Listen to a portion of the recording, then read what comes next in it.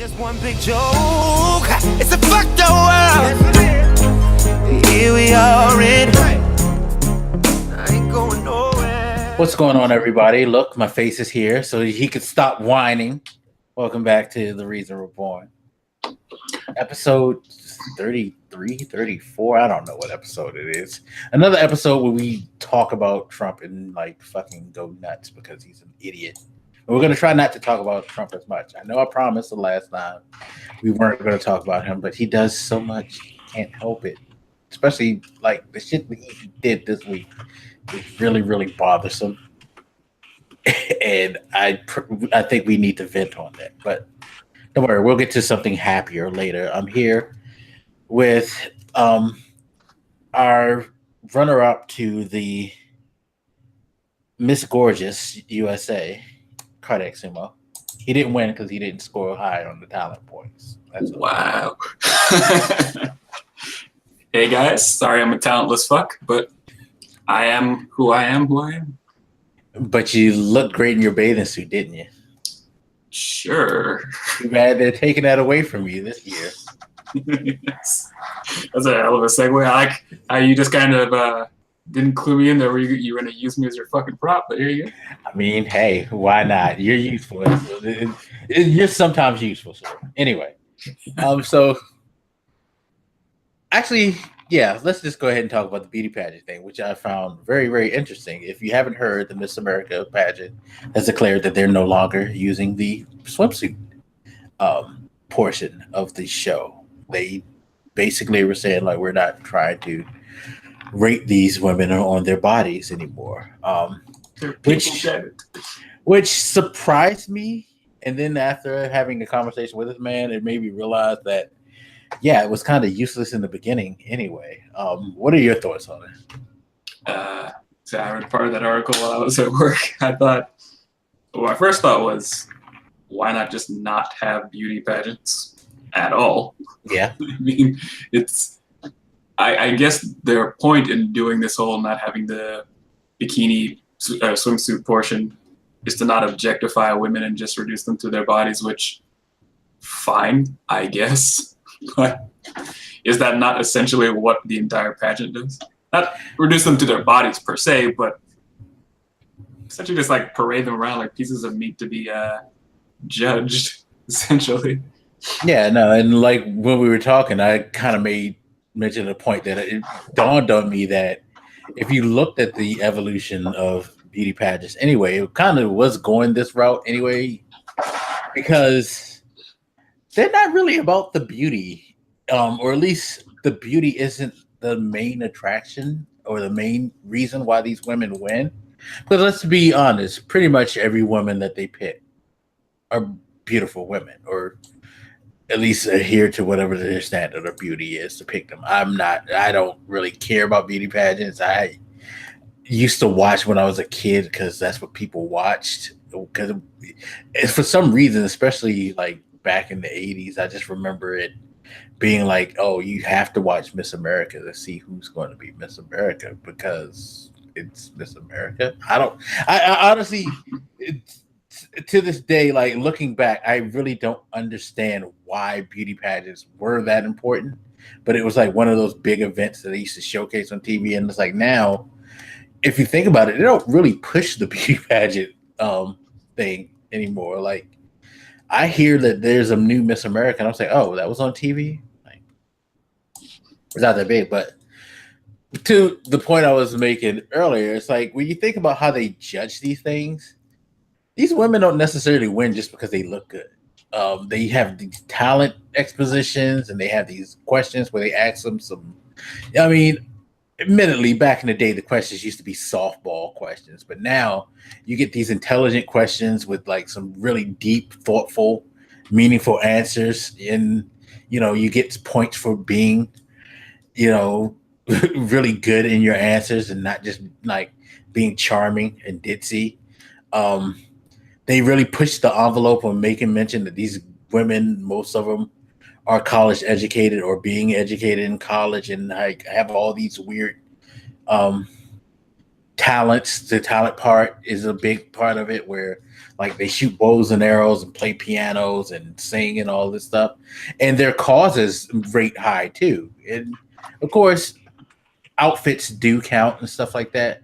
But it, to me, it's kind of stopped being really about like who's the prettiest women ages ago, and more just about like who makes a good representative for the United States. Because you see a lot of these women now go out on these, missions to spread whatever their cause is that they want to like champion, and all of this more so than just walk around just like, look at me, I'm pretty. So kind of makes sense not to have the swimsuit thing, because I think it's kind of evolved to the point where who gives a fuck about that part. It's kind of more of like you're just being the best representative of the United States rather than the prettiest women to represent in a way. Sure. I don't want to crap on the idea of the pageant too much, because like you said, it's not just who is the most sexually attractive, I guess, especially as we march on forward through time and become less tolerant of doing that to women. It does just still seem like an arcane practice altogether. I guess as somebody who's not a fan, I don't have much of a dog in the fight, but it just seems to me like this old thing that we're just doing because we've done it. Yeah, I think so. I think that's why, if anything, if you want to continue to stop calling them beauty pageants, because is it called a beauty pageant at this point? Isn't it just called like? It's usually they just say the Miss America pageant. But of course, it comes from the root of being a beauty thing, so people are still kind of connected to that. Like, I mean, which on that note, it was a small piece in that article I read, but it mentioned that they were being more inclusive to not plus size, women of all sizes, I think was the phrase they used. I don't know how to feel about that per se. I mean, that sounds fine. Oh, jokingly, when I was talking to you about it, I remember laughing like, it's weird. So now we're inviting all the plus size people, but we don't have to wear swimsuits anymore. That was an odd pairing for them to describe that way. Not that they were doing it for that reason. I'm fucking around, but I mean, it could partially be because they don't want to encourage body shaming. Because let's be honest, people are children. And hey, look, I've dated plenty of plus size women, and they look damn good in bathing suits. But people still have these requisites when it comes to beauty, and there are still people out there who are going to be childish enough to want to body shame. So, but I do think that they should have probably abolished it a long time ago, to be quite honest, because it's like, it's fucking, who cares at this point? I mean, some of them don't. To be fair, a lot of them don't look that great in their bikinis because their bodies aren't that great. If you want to be honest, just because they're skinny, it's like just because you're skinny or in shape don't mean that you have a great body. So if that's your worry, you should have got rid of that to begin with. I guess it would have to be more clear on what the point of it was. Was it a fitness portion of the competition? Because that would be different, I guess, than just beauty. It seems like a very vague category. So if it was a fitness thing, then I guess it would. Because the reason I brought that up was I was going to ask, like, was there some sort of weight restriction before now? I honestly don't think that there was like an open thing. It's one of those it's like most things like that. It's not necessarily a written rule, but it's one of those unwritten rules that was like, yeah, we're only going to pick these type of women and these size women. And you kind of had the quote unquote pageant routine of how you should go about being selected and all that. You had to like eat a certain way. Like, it's funny because I know it's a movie, but I think in a lot of ways the Miss Congeniality movie kind of showcased some of the things that they did behind the scenes. Like, don't eat this, don't eat that. You have to make sure you can fit into this type of dress. You have to make sure you're able to do these type of things that are, because these are appealing to the judges. You have to have these kind of, it was kind of like, you had to fit a mold. And I just feel like as we go on in time, the mold is being broken because, again, you know, I think people aren't really concerned with that when they pick a Miss America. More importantly, part of the mold always was you had to be a pretty white woman, generally blonde, blue-eyed, you know. And then, like as time goes on, they allow different hair colors and different people of color can actually do that. Now you get different religions, races being able to. It is like just about anything. It's evolved to the point where it's like what it was made for and what it was, you know, created from. It's kind of stupid, and people are just realizing like how stupid that is now, and are just moving way past what it was. So that's interesting on some level. It just seems to me like people are so hardcore on all inclusiveness that it's like, you know, why don't we take a step back and see if we want to be included in this? Maybe it's dumb and nobody should be included in it in the first place. I mean, yeah, you know, breaking down the barriers and allowing more people to do things sounds great and all. I do think it is worth taking a step back and asking, is it worth doing in the first place? Rather than just pushing everybody in there to do it. Yeah, no, I agree. I mean, the only thing I could see, like I've stated before, is because you're kind of shaping it to be like this young lady represents America, which do we need a young lady to be run around and champion what it is to be an American? No, but we're not the only country that has national pride like that, because there is a Miss Universe contest in which different women from all over the world represent their country. Everybody's a runner-up to America. In this, well, I don't think America's. I think America's won like one or two Miss Universes in the last couple of decades, probably. Sir, you're mistaken. We just kind of take a step down and let other people have their moment in the sun. We're not losing. We're just choosing not to win sometimes. Whatever. In any event. On benevolence, motherfucker. Whatever. But no, it's just like, you know, and to your point that we were having, why isn't there a Mr. Universe contest? Or at least a Mr. Universe contest that doesn't revolve around bodybuilding. Because now that I think of it, I think there is a Mr. Universe contest, but it's like a bodybuilding event type thing. I mean, but do they have to like answer questions and show talent and do all that shit? Nah, they just gotta flex.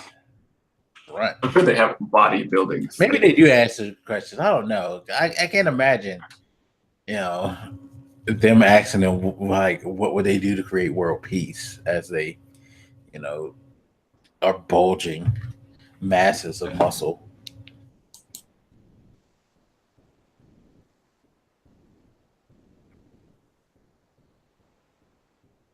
So, I don't know.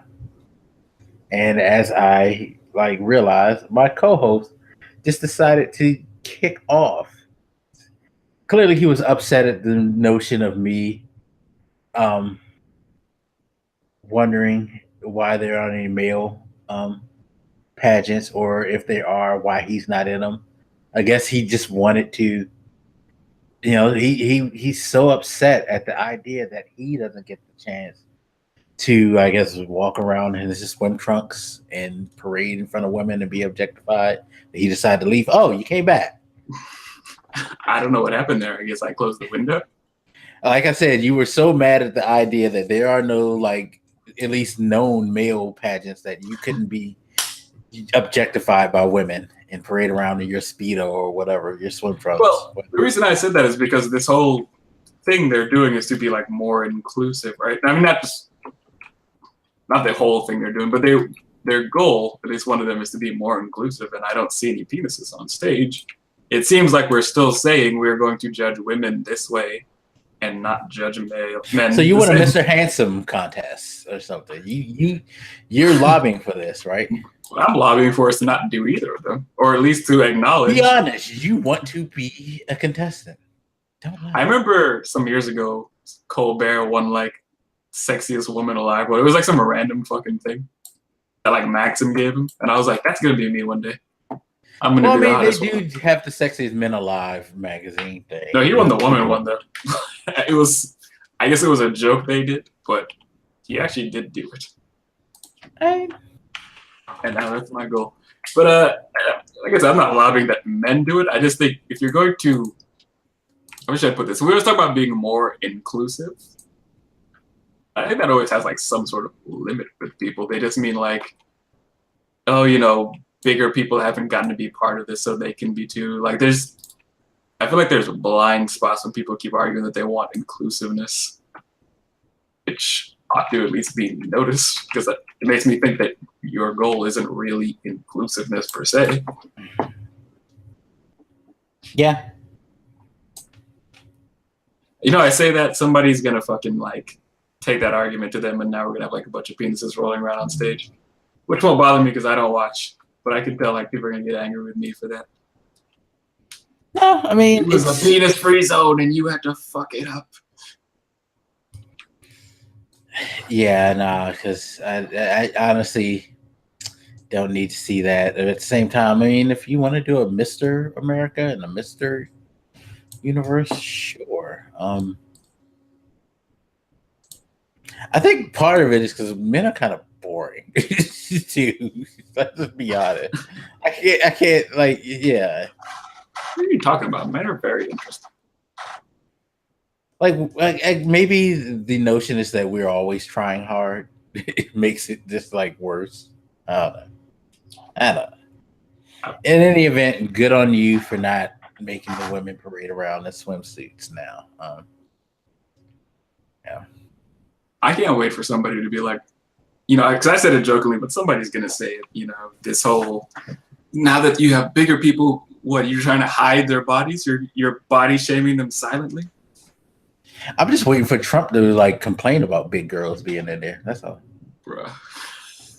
It won't be in the news for 5 minutes, but it will be glorious. Yeah, I feel like he would be the one to say something. All right. So I guess we should talk about him first and then try to get the happy news. So we're seeing what a wannabe dictator is like. I mean, seriously, people, all jokes aside, this man wants to be a dictator, clearly, by two things that he's done in the past week. Now, we've had the whole tomfoolery with Rudy Giuliani and talking about how he can shoot James Comey, and then if you want to impeach him, you can, but you can't do anything until you impeach him, which I thought was the fucking weirdest commentary in the world. He said that point blank. Oh my God. He's like, yeah, if you shoot him, then you got to impeach him. Then you can do whatever you want. You got to impeach him first. Like, wait, why do you want him to shoot? What?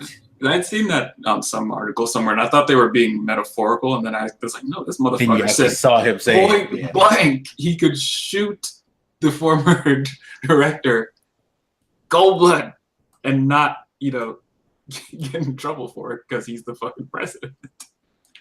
Yeah. That shit was wild. Oh, man. Yeah. Sorry. But then the president, of course, follows up by saying, yeah, I can impeach myself. I can pardon myself if I want to. After he pardons, by the way, two convicted criminals who one pleaded to it. I forget his name, but the guy who pled, yeah, he pled guilty. And then you had Scooter Libby, who was found of like, you know, numerous crimes that were proven. He straight up, and that's what, like, the third criminal, that one who was actually convicted while he was president, in Aparo, who was convicted and then got his conviction commuted by the president, or like what, a week after, which is insane. So clearly, this guy does not give a fuck if you're a criminal or not. He clearly wanted to show everybody before he made the statement that he can pardon himself that, hey, I take care of people if I felt like they need to be released, including myself. Yeah, so I mean, to give context, this has been an issue. Well, it's always been an issue with this motherfucker in particular, but what I say, over the last week or so, there's been a lot of him throwing around the idea of pardoning random people. D'Souza was one of them, obviously. Martha Stewart was one. I can't remember. I feel like there was like 4 names or so that like floated Martha around. Stewart, he posthumously pardoned Jack Johnson, which gave him black guy points. Good shit. But I mean, he's been, I say that to say, giving this context that he's been sort of priming us to kind of get used to him fucking around with the pardon power. Because as many people point out, the pardon power is one of the most, how can you say it, powerful powers that a president has. I mean, there's no real extreme limit on it. I think you can't use it for, I forget the legal term for it, improperly, I guess is the basic way to put it. It feels like a legal kind of flexible area to me. I don't quite understand it. I would ask the advice of somebody more into law than me, but I don't think it's limitless power to pardon, but it is pretty wide. You can just kind of pardon who you please, essentially. Yeah. Which then came back around and he said on Twitter something like, I could pardon myself, but why would I when I've done nothing wrong? Which, again, is this priming thing he does with the public where he just slowly spills a bunch of psycho shit on you to kind of desensitize you to it, and then he'll just do something. Right, and then you'd be like, wait, he really did do that. But then we can't act surprised because he's been saying he'll do it for, weeks or months prior to the things he does. Yeah, and the whole defense that the White House put, I actually sat and watched Sarah Sanders' like ridiculous press conference yesterday where she was repeatedly saying like, well, when the people asked her about him saying that, she was like, well, he's done nothing wrong, so we don't have to worry about this, right? He clearly hasn't done anything wrong, so why do we care? Like, that was just their whole defense. It's like, it's not like he did anything wrong, so why does it matter? The better question is, why did he bring it up at all? And that's what everybody wanted to know. Why is this something that you decided to say if you haven't done anything wrong? It's like, I've never seen innocent people behave this way. I mean, even just this specific thing, who was talking about the idea of him pardoning himself before now? It came up every once in a while. It's like, it was more of like a discussion kind of thing, like the type of thing you would hear in school. Like, can a president do this? Especially because of his temperament, you thought about it a little bit, but nobody was really seriously asking if the president could pardon themselves. And now we've been talking about it nonstop because he did that shit, which I guess could be what he wants. I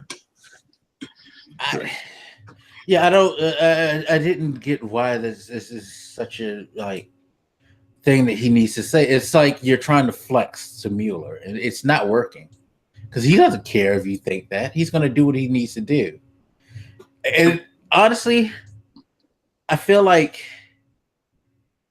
putting this out there for like people to talk about kind of puts you in a worse position because you're trying to set the stage of this combat. Like, you're trying to warn this guy, don't fuck with me because I can do what I want. At the same time, you're painting a narrative that clearly I know I did something wrong.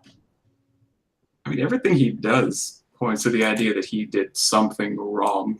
Every day, every time he talks, every action he takes, every time he criticizes the law enforcement agencies in America here, he acts in a way that you could only possibly act if you were guilty of something. I don't know what that something is. I'm not gonna, make wild guesses on that. But I mean, I hate to say it, but why would you act this way otherwise? I cannot make sense of his behavior unless he feels like he's about to have that noose tightened around his throat or something. I genuinely don't understand it any other way. Yeah, I think this is about to come to a head, and it's gonna be so fucking weird when it does. Because what we're getting now, and nothing is apparent directly going to happen yet. At least it's not in like there's this inevitable clash or this, inevitable reckoning that's going to happen. We know about the investigation. We know about the different people involved. We know about how meticulously Mueller's going about it. But there's no real sign that at any point in the near future that there's going to be subpoena passed down or there's going to be at least a request to speak, because the opposite side has been pretty quiet about it. The only people making noise is Trump. Like, he's putting on this like weird all hands on deck, 24/7 defense and this strategy to try to debunk the idea of him getting it into any trouble when, there's things that come out. We hear about different connections, different people, but there's no gun directly pointing at him for him to act this way. You know what I mean? There's no smoking gun laying at his feet. You just have a bunch of outline. I guess. Yeah, you have a bunch of outline stuff, and maybe that's what it is. Maybe there is a smoking gun that he knows there's a smoking gun. Maybe this is why they're doing this, to prepare us and try to get the jump on us before the smoking gun is revealed. I hate to make these kind of guesses, but I don't see any other alternative. Like, I don't want to sit here and just speculate over such serious things and put out there the idea that he's obviously a criminal because he's behaving this way. But it's like, give me some other option, please, and I'll entertain it, because I just don't understand your behavior, sir. It's really fucking odd. And now I wonder how Congress would handle it if you tried it. That's a good question. And that's the question that they're going to try to avoid as much as possible, because this is some shit to be in if you are that person who's riding the wave of Trump to get what you want politically. And you honestly have to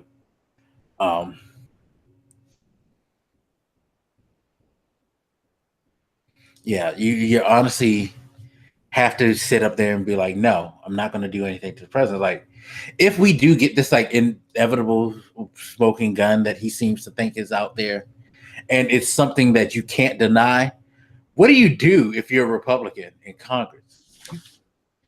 You can't just be like, nah, I'm not going to press this. I mean, you've kind of fucked yourself into a corner here, because you've gotten so into bed with this guy that you cannot get out anymore. If you impeach him now, I mean, that certainly does not absolve you for walking in lockstep with him this entire time. So let's be clear on that. You don't get good boy points because you did that. But I don't know. Like, I feel like you're screwed if you do, screwed if you don't. You certainly cannot just not impeach him. Yeah, that would be nuts.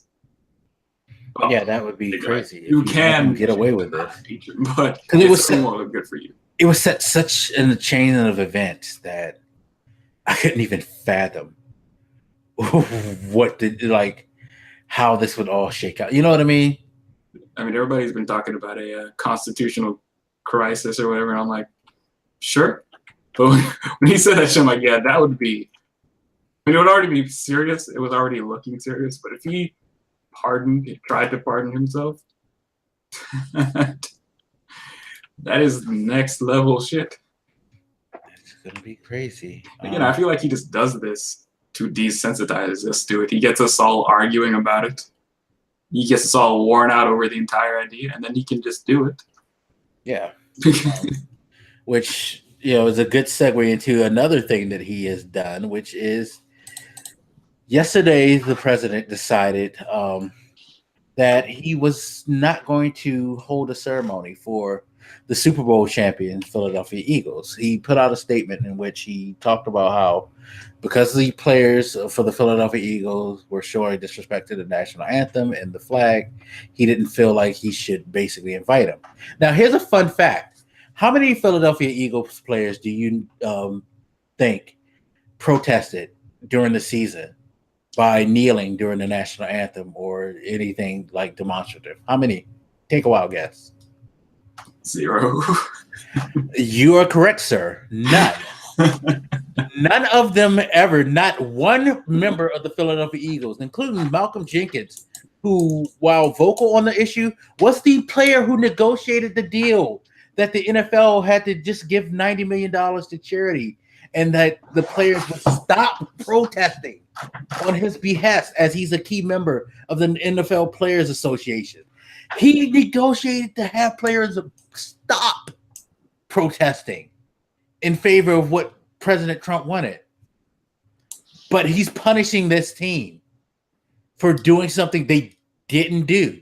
Yes. Furthermore, the one example that he showed of kneeling was of a player praying before the game, and the player came out and blasted him. It was like, this was during a prayer session. Like, clearly we were all in circle praying over a player. This wasn't doing the national anthem. How dare you do that? We were praying for somebody's health.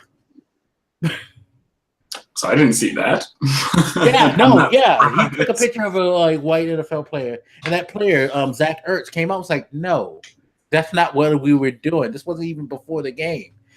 Fox put this out, trying to show an image of the Eagles the Eagles protesting. He was like, "No, I was praying for another player. What the fuck?" And if you look at the video and show it in full, you know this wasn't at the beginning of the game. You're wrong for that.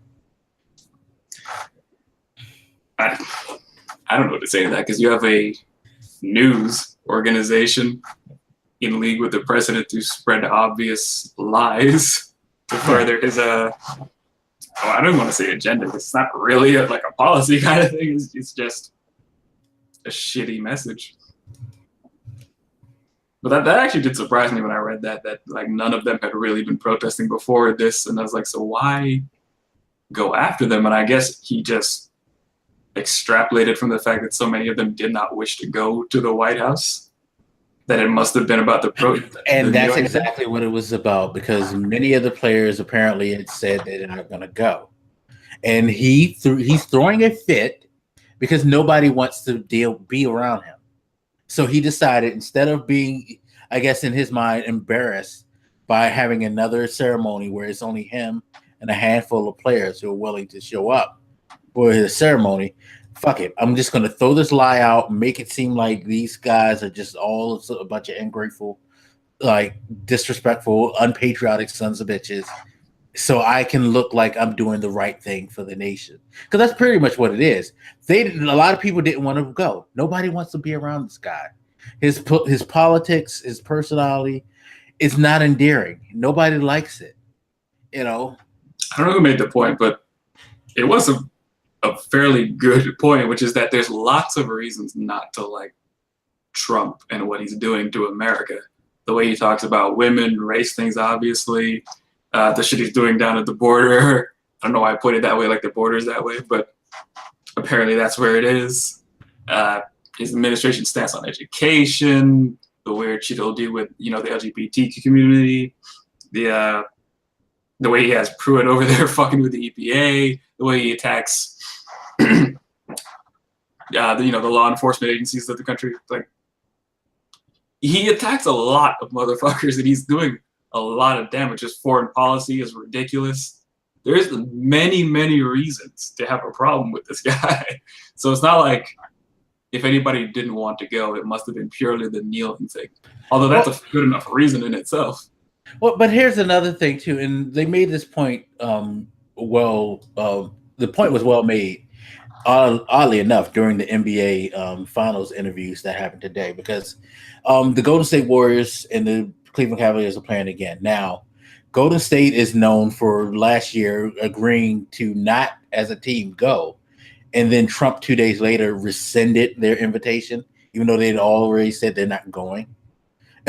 So they had that little jousting, and they were talking to the coach and the players, and Stephen Curry made a very good point. It was like, he seems not to realize that at the end of the day, this is a choice. There have been people who chose not to go before, and that is true.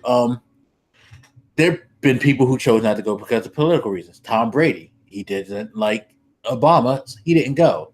A couple of times during the Bush administration, he didn't go because he said he had family obligations. You know, no one made a big fuss about that. There are players who have openly said that part of the reason why they didn't go was because, either they went once before and they didn't feel the need to go again, or they had family obligations. To be quite honest, this is a big family time. If you have children, you may have children who are graduating, family events and stuff like that. Sometimes people decide, you know what, as cool as this would be, I got to do this. I got to be with my family, or, just for whatever reason, they're tired. They don't feel like taking the trip.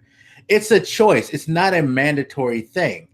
It's a tradition, and it's that's done.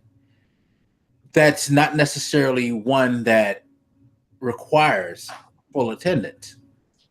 Correct me if I'm wrong though, but it seems like, because I've seen people point out that in previous administrations like Obama's and Bush's, people did not go. But it seems like there is a higher number of people not going to his. There isn't. No? Fun fact. Chicago Cubs, when they won their World Series, they petitioned to have their ceremony bumped up to January before Trump was inaugurated, because they didn't want to go while Trump was there, and they were granted that. They were granted that. All right, so it's true then that more of these teams, at least more of the players overall, are avoiding this president, like a noticeable amount. Because I saw people point out, well, people didn't go to Obama's thing, like they were trying to equate the two. I'm like, I don't recall like this many people being adverse to going to the president's thing, like. Nah. But to be fair, I don't follow sports that closely, so it could have just gone under my. No, there was. I mean, there were some significant players who were vocal about not going, but it was, if you actually looked at it, it was not droves and droves of players. Because you can't seem to get anybody to come to this fucking place. And of course, like a toddler, like you said, to avoid being embarrassed, most likely, he just said, "Yeah, fuck you. You can't come now. We're gonna have a Star-Spangled Awesome celebration here without you." That was the weirdest thing, because after the press conference, in which again Sarah Sanders, like, woman, what is wrong with you? Tries to reiterate the fact that this is a punishment to the players for doing what they did when they didn't do anything. He holds this weird ceremony where he has a military choir sing "God Bless America" and the Star-Spangled Banner. And then he gave a weird, awkward speech about this is just a show of patriotism, how we don't disrespect the flag, and this is to teach people how you're supposed to treat. It's fucking weird. He was talking about this is a bigger event than it would have been if we had the team. Like, you had like 20 people standing there. I like how he started that speech. He said something like, maybe it's time I told you why we stand for the anthem. Maybe it's time we knew. And I'm like, what the. Who the fuck is this guy? He's coming out here like he's teaching us about America all of a sudden. Yeah, mind you, while he's not singing the songs because he doesn't know the words. If you look at the videos when he's singing, he's like, he doesn't even move his mouth part of it because he's so lost at where he's at. He only knows the "God Bless America" part. Of course, because that's what every true patriot does. They pretend like they're actually patriots, but don't know shit about anything. But I like that whole, it's to punish the players, the ones that didn't want to go, because I hear like less than 10 of them wanted to go. Yeah. So, mind you, this is a 53-man roster, by the way. It makes it worse. Like, so you can see why he threw the fit. So, I mean, so who are you punishing then? The few people that did want to go? Right, exactly. Because there was a couple. Like, it's not like the number of people that wanted to go was zero, but I don't still know who you are punishing now. The only people that actually wanted to show up to your shit, I guess. Yeah, no, because again, these people had already made the decision that they're not going to come. Okay, again, like, who gets upset that they're not invited to a party that they weren't planning on attending anyway? I should have pulled up that quote. I think it was like their mayor or something said something. Yeah, the mayor came out and was like blasting him. I wish I could remember exactly what he said. Trump is like that kid who doesn't want to get embarrassed at the party that nobody shows up to. Like, Yeah, I mean, that's generally what it is. He canceled a party that nobody was going to show up to, so he wouldn't have to sit there and be alone, dancing with himself. just looking foolish. Yeah. Which is, I guess, I was going to say it's a childistic. I do think, nobody wants to be it. That would be embarrassing. As a matter of fact, it would be fairly embarrassing visually to see that. So he's not wrong, but it is still kind of like a childish instinct. And you probably should acknowledge that they don't want to see you for a reason. Like, this is not isolated. This is a trend with you in particular. There's a reason they don't like you.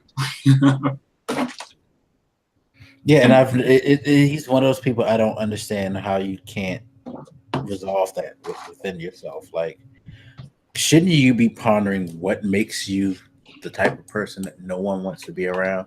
Like, maybe it's just me, but I would kind of be sitting there. That would be my whole takeaway from this. It's like, what the fuck am I doing that makes people hate me so much? But instead, he plays the victim role, right? Mm-hmm. Fucking mainstream liberal Democrats. Everybody hates me for no reason. Yeah, it's like, dude, pay attention for once. I obviously don't think that was the most important thing that happened in America, but like, it was just another example of him being childish and us having to deal with a childish president. Yeah. Speaking of childish, so the aide who mocked McCain is out, by the way. That just came up. Kelly Sadler is no longer employed within the executive office of the president. It's weird. Why? Yeah, couldn't imagine what would get her fired. No, I mean, like, why now? Why not? I mean, because we're not really talking about it in the news as much right now. Well, but when you were getting blasted for it, you did nothing. But from the article, it seems like they were saying, inside sources are basically saying that there was a strategy of trying to get rid of her, and possibly trying to like relocate her. They just said that she's not longer working at the White House. I think what it was is they were just trying to find the least embarrassing way to say she's not working here anymore. Because there's no details. Right, because there's no details. They just say she's just not a part of that. So she could show up somewhere else or something like that. But yeah. The sad thing is, it wouldn't have made you look weak to do that. It would have been like a rare moment of you showing a moral backbone. Yeah, all you had to say, we don't tolerate that. It's like whether we disagree or agree with people, we don't treat them like that. That's an unfair way to. That's unfair, and that's not who we are. Or even just the minimum, like even if you didn't want to fire her over that, and you were just like, she's human, blah blah blah. You could at least acknowledge that it was wrong, which was one of the major problems. Because if you wanted to make an argument that as harsh as that was, it was a one fuck up in some random, it's supposed to be a joke, blah, blah, blah, whatever. That would have been kind of a hard sell to me, but fine. But you didn't even take the smallest step you could have and just acknowledge that it was wrong to do in the first place. Yeah. Because people questioned a bunch of people in that administration, and none of them would just admit that it was wrong. I saw Bolton dance around that answer. I saw Huckabee Sanders dance around that. I don't know if Trump ever even responded to that entire debacle. Like, well, his whole response was, "We need to get rid of leakers. Leakers is what the problem." Yes. Okay, I was wrong. He did have a response. Yeah, which was basically stop snitching instead of.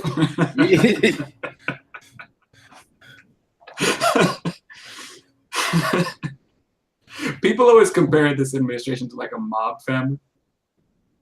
And that statement just kind of like drove it home for me. Yeah, no, it seriously is. It was like his concern was less of how embarrassing the statement was or how wrong the statement was. It was, you talk too much. Shut up. That's it. He was only concerned about somebody mentioning it. Leave these people swimming with the fishes, man. But I mean, yeah, like, I say that to say, even the bare minimum you could have done, if you felt like firing her and like fucking up her job and blah, blah, blah was too much, why couldn't you just admit that it was a problem? why couldn't she just publicly apologize? Because she never did that, as far as I remember, even though she said she was going to. I'm assuming she didn't based on somebody's advice, but it's fucking weird. Yeah, their whole stance on not looking weak, that's at least that's how I perceive it, is just ridiculous. It is like, it's not about being weak, it's about right and wrong. That doesn't make you weak if you admit, like, yo, this was some fucked up shit. But it's the way Trump handles that stuff. Like, how often does he apologize? Has he ever apologized? No. I can't recall him ever apologizing for anything in his life. Yeah. Can anybody name one thing he apologized for? Yeah, please in the comment section. If you can do that, I would fucking gladly accept that and admit that I'm wrong in thinking that he's never apologized for anything, except for I think the most remotely close he's come to apologizing is like telling people like he's sorry that they are who they are or some shit like that. Like, you know, and being facetious with it. Like the shit he was saying about Hillary. Yeah, he's a dick. Yeah. Speaking of apologies, there was something I wanted to bring up. The last week we mentioned that missing kids thing. Mm-hmm. It seemed like in the news there was two different stories going around that got conflated together. So there was this, I don't know what it was, this meeting of some sort. I can't remember the exact details of it. But, you know, they were going through the tallies of these numbers of kids. And from that, we got that headline that, you know, 1,500 kids unaccounted for. I think that might have been a bit blown out of proportion when I was looking back at it, because it seemed like, you know, they were talking about 7,600 kids, and they were accounting for where all of them were and all that stuff. And I guess they could not really just get a hold of these kids. So it made it seem like these kids were in some danger or something like that. It could just be that, you know, when they picked up the phone, nobody answered. I don't think the level of concern was fair, because it made it seem like 1,500 kids were in some danger, and that's not really proven.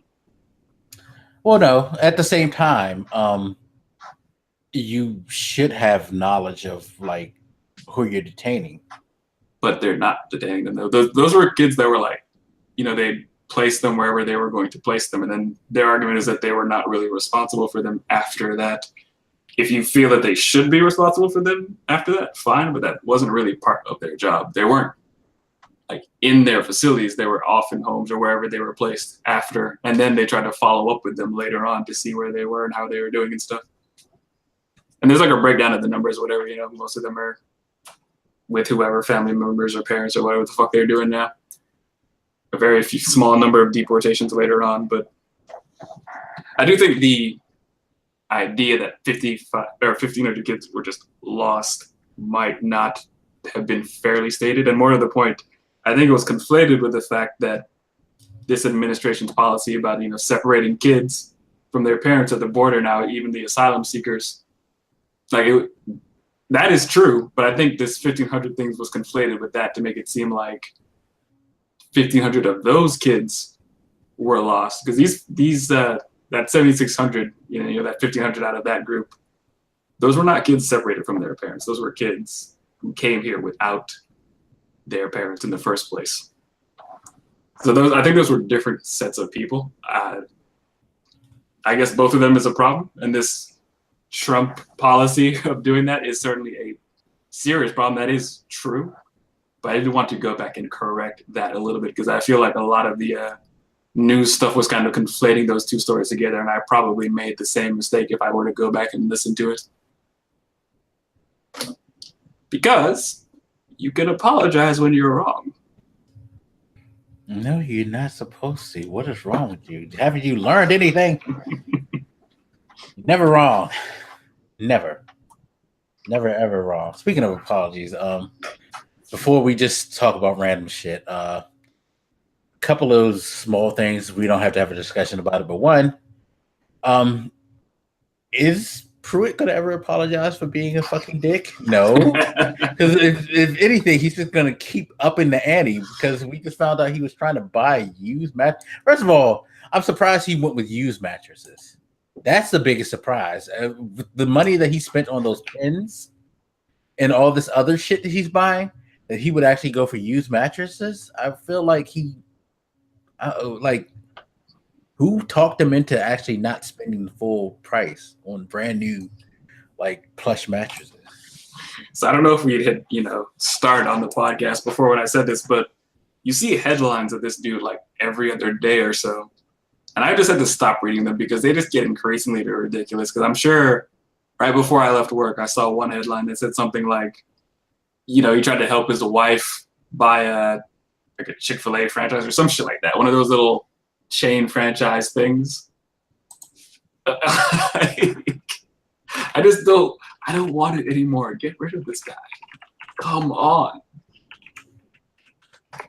Yeah, he's if I get rid of this guy, I mean, prison maybe. He's a mess. One other thing, EPA aid to inquire about Chick-fil-A business opportunity.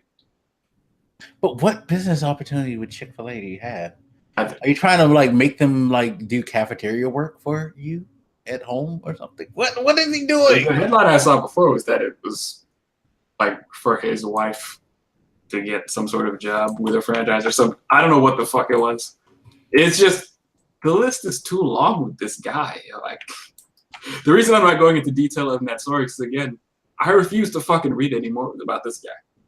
Get him out of here.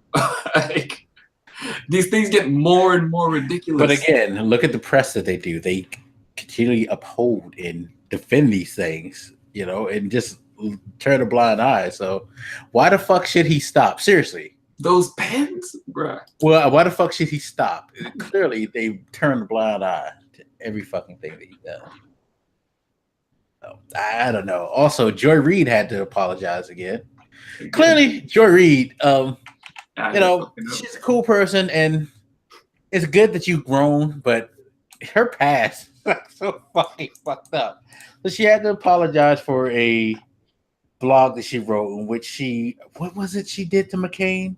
She put his head on. He put his face on the body of I think it was a Virginia Tech shooter. Yeah, I think so. Yeah, I think it was the Virginia Tech shooter. If you don't remember, there was a kid who ran around the campus of Virginia Tech and shot a bunch of people before he was caught. And I remember what it said, but it was something about, I guess, McCain's stance on gun control or whatever. Yeah, it was about his gun control and basically saying that he's, her whole point was he supports this type of behavior and all of that. And it was tacky. It was tasteless. Like, damn, Joy, you really were hardcore when you were younger. Like, she's glad you grew up, but Jesus, you were a horrible person. I saw something else where it was her like pushing out like a 9/11 conspiracy thing, or it was something that like Alex Jones helped produce, which is wonderful when you have people indulging conspiracy thinking. I think she was a 9/11 truther or whatever the fuck they're called. She might have been. I mean, I've been hearing like Don Lemon had his issues too. So cool. It's funny how people like. What was Lemon's issues? I don't know. I have to ask Katina because she said there was a couple of things that Don Lemon had said back in the day. I mean, he got caught up in. I feel like part of the issue with her is that people don't believe her very much because she mentioned that shit about getting hacked or whatever. Nobody bought that.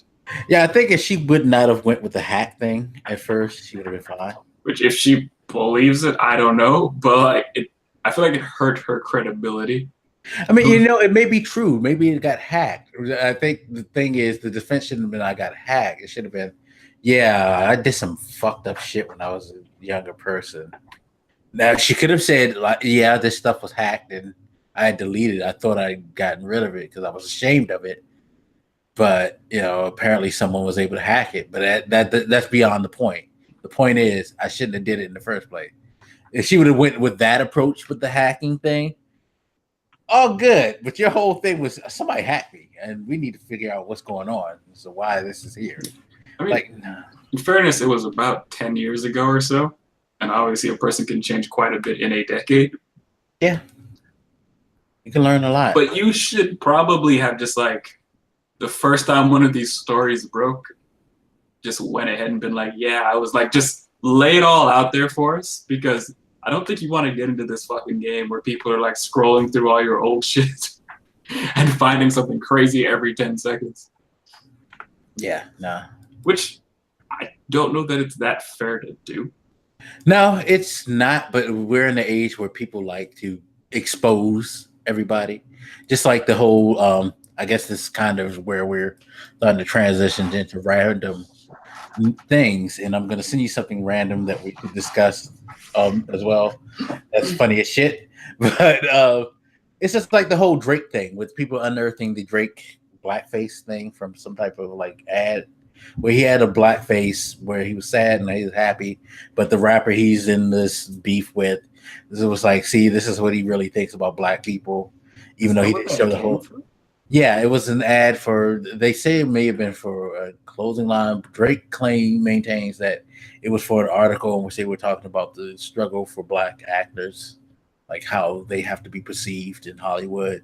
Nobody really kind of knows, because nobody really pays attention, or I don't think anybody's really deeply investigated it, because all they saw was Drake in blackface, and it was like, okay, well, it's time to quote unquote cancel Drake because he was in blackface. But it all stemmed from this rap beef that they're having, which is a stupid rap beef anyway, which I don't know why people are celebrating, because it's all based on the fact that somebody didn't like somebody wearing some clothes that someone thought they were the, I guess, promoters of, and they were jocking their clothing style, so they got mad and made a song, and it's dumb. It's dumb. It's not even a real beef, and I don't know why y'all celebrating that. I don't know why y'all celebrating a man talking about somebody having a child that he denies and thinking that's a cool, take that moment.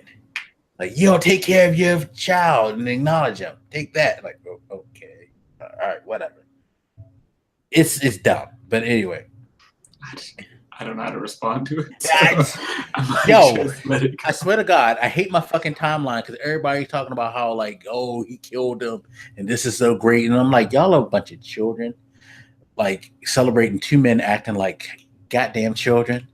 Y'all need to grow the fuck up. That's just dumb. It's the dumbest thing I've ever seen. It infuriates me. I don't even want to go into it anymore. There's no need to respond because it's just dumb. And anybody who's celebrating that shit, y'all being dumb. And I don't care how cool we are. I say you're dumb right now when it comes to that shit. It's just petty and dumb and just nonsensical. God.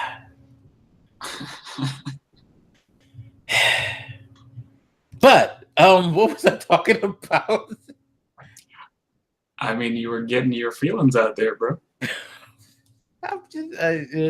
But no, it's just like, I guess going back to the whole joinery, and like I said, the whole idea of exposing people for their past transgressions to make a point.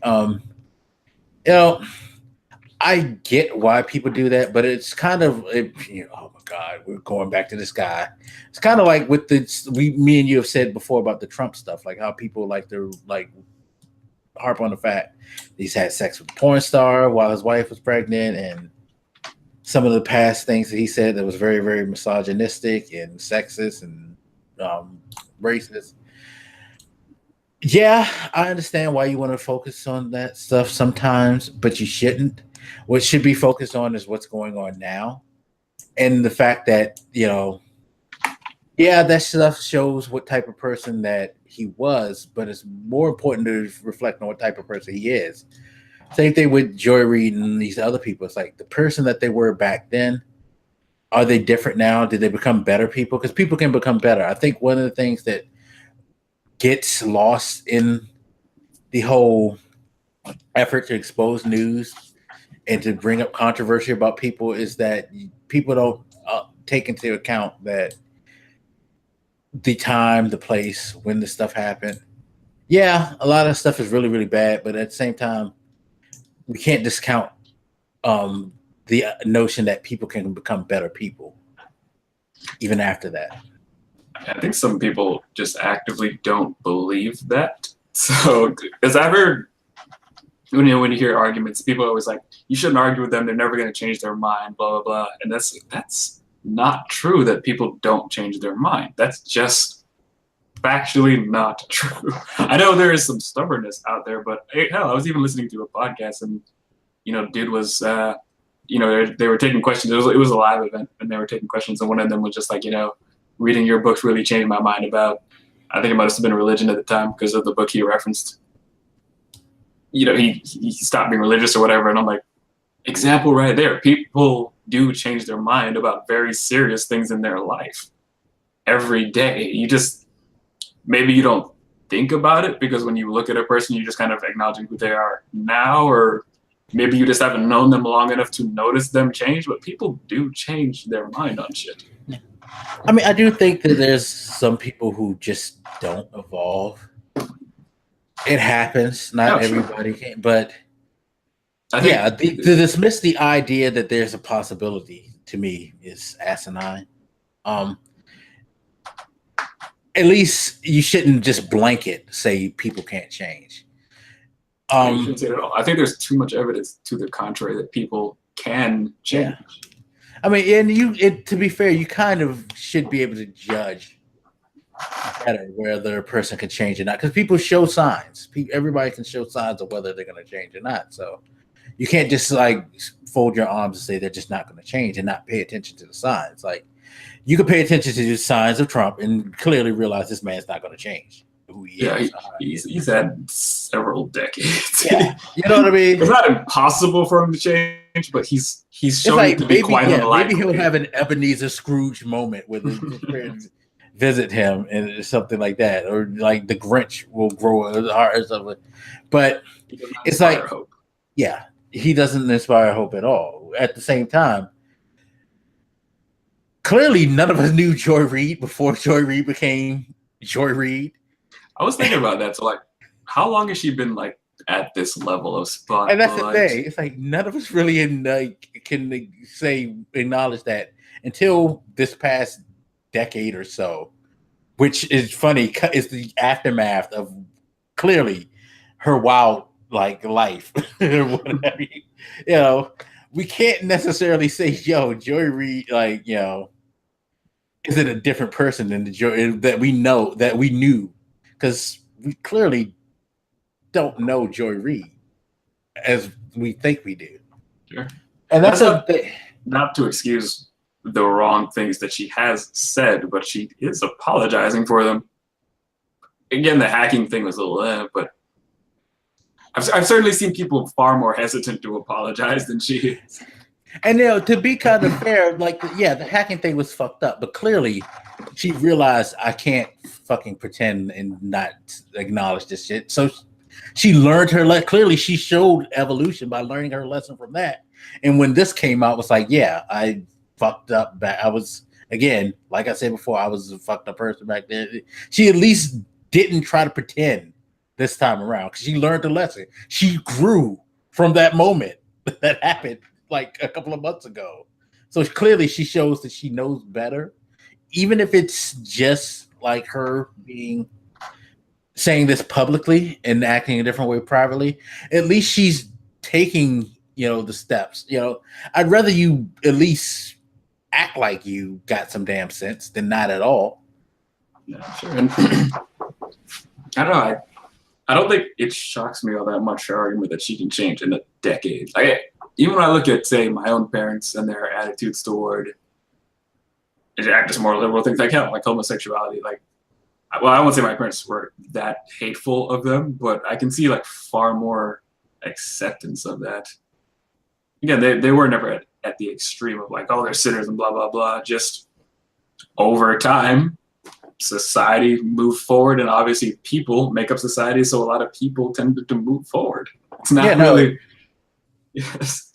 We discussed that when it came to different words and different things like that a couple of weeks ago, how change. Hell, we just discussed this episode with the damn beauty pageant thing.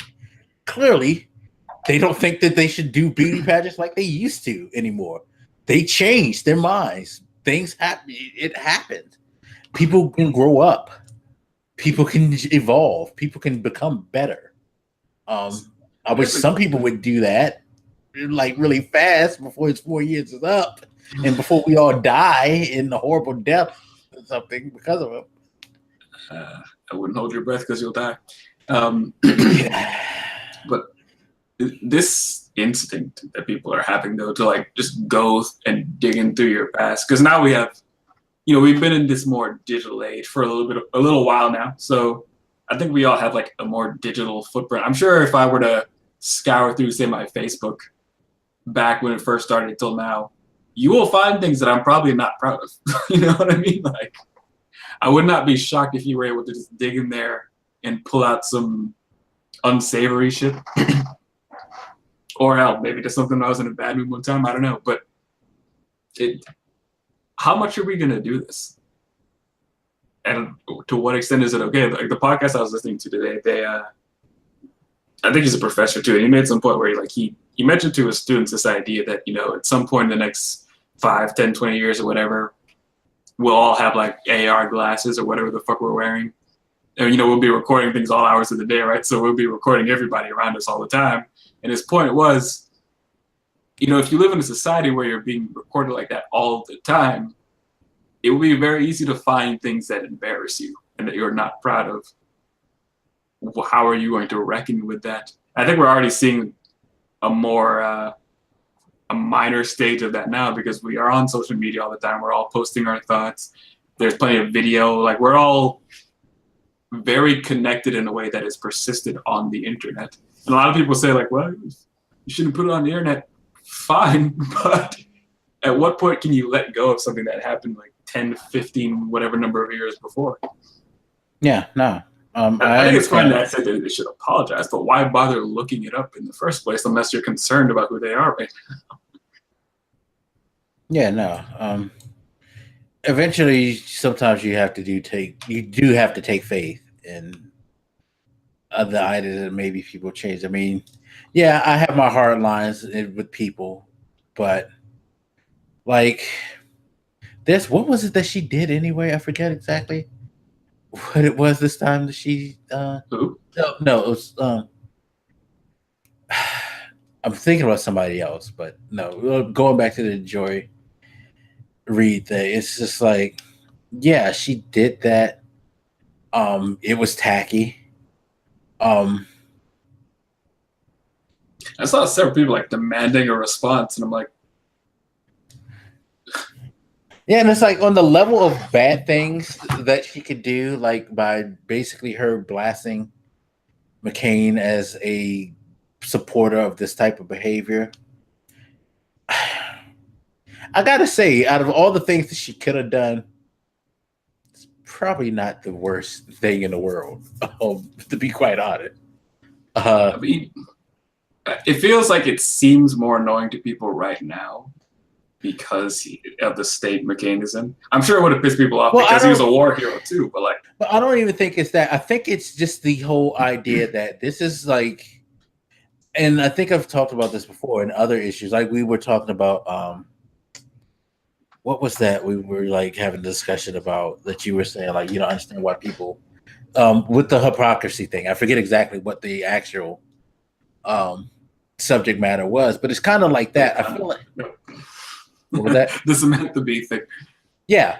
No, it's kind of like, because now you have this whole division between like, the quote unquote liberal right always trying to like check people morally on the, the liberal left trying to check the right all the time.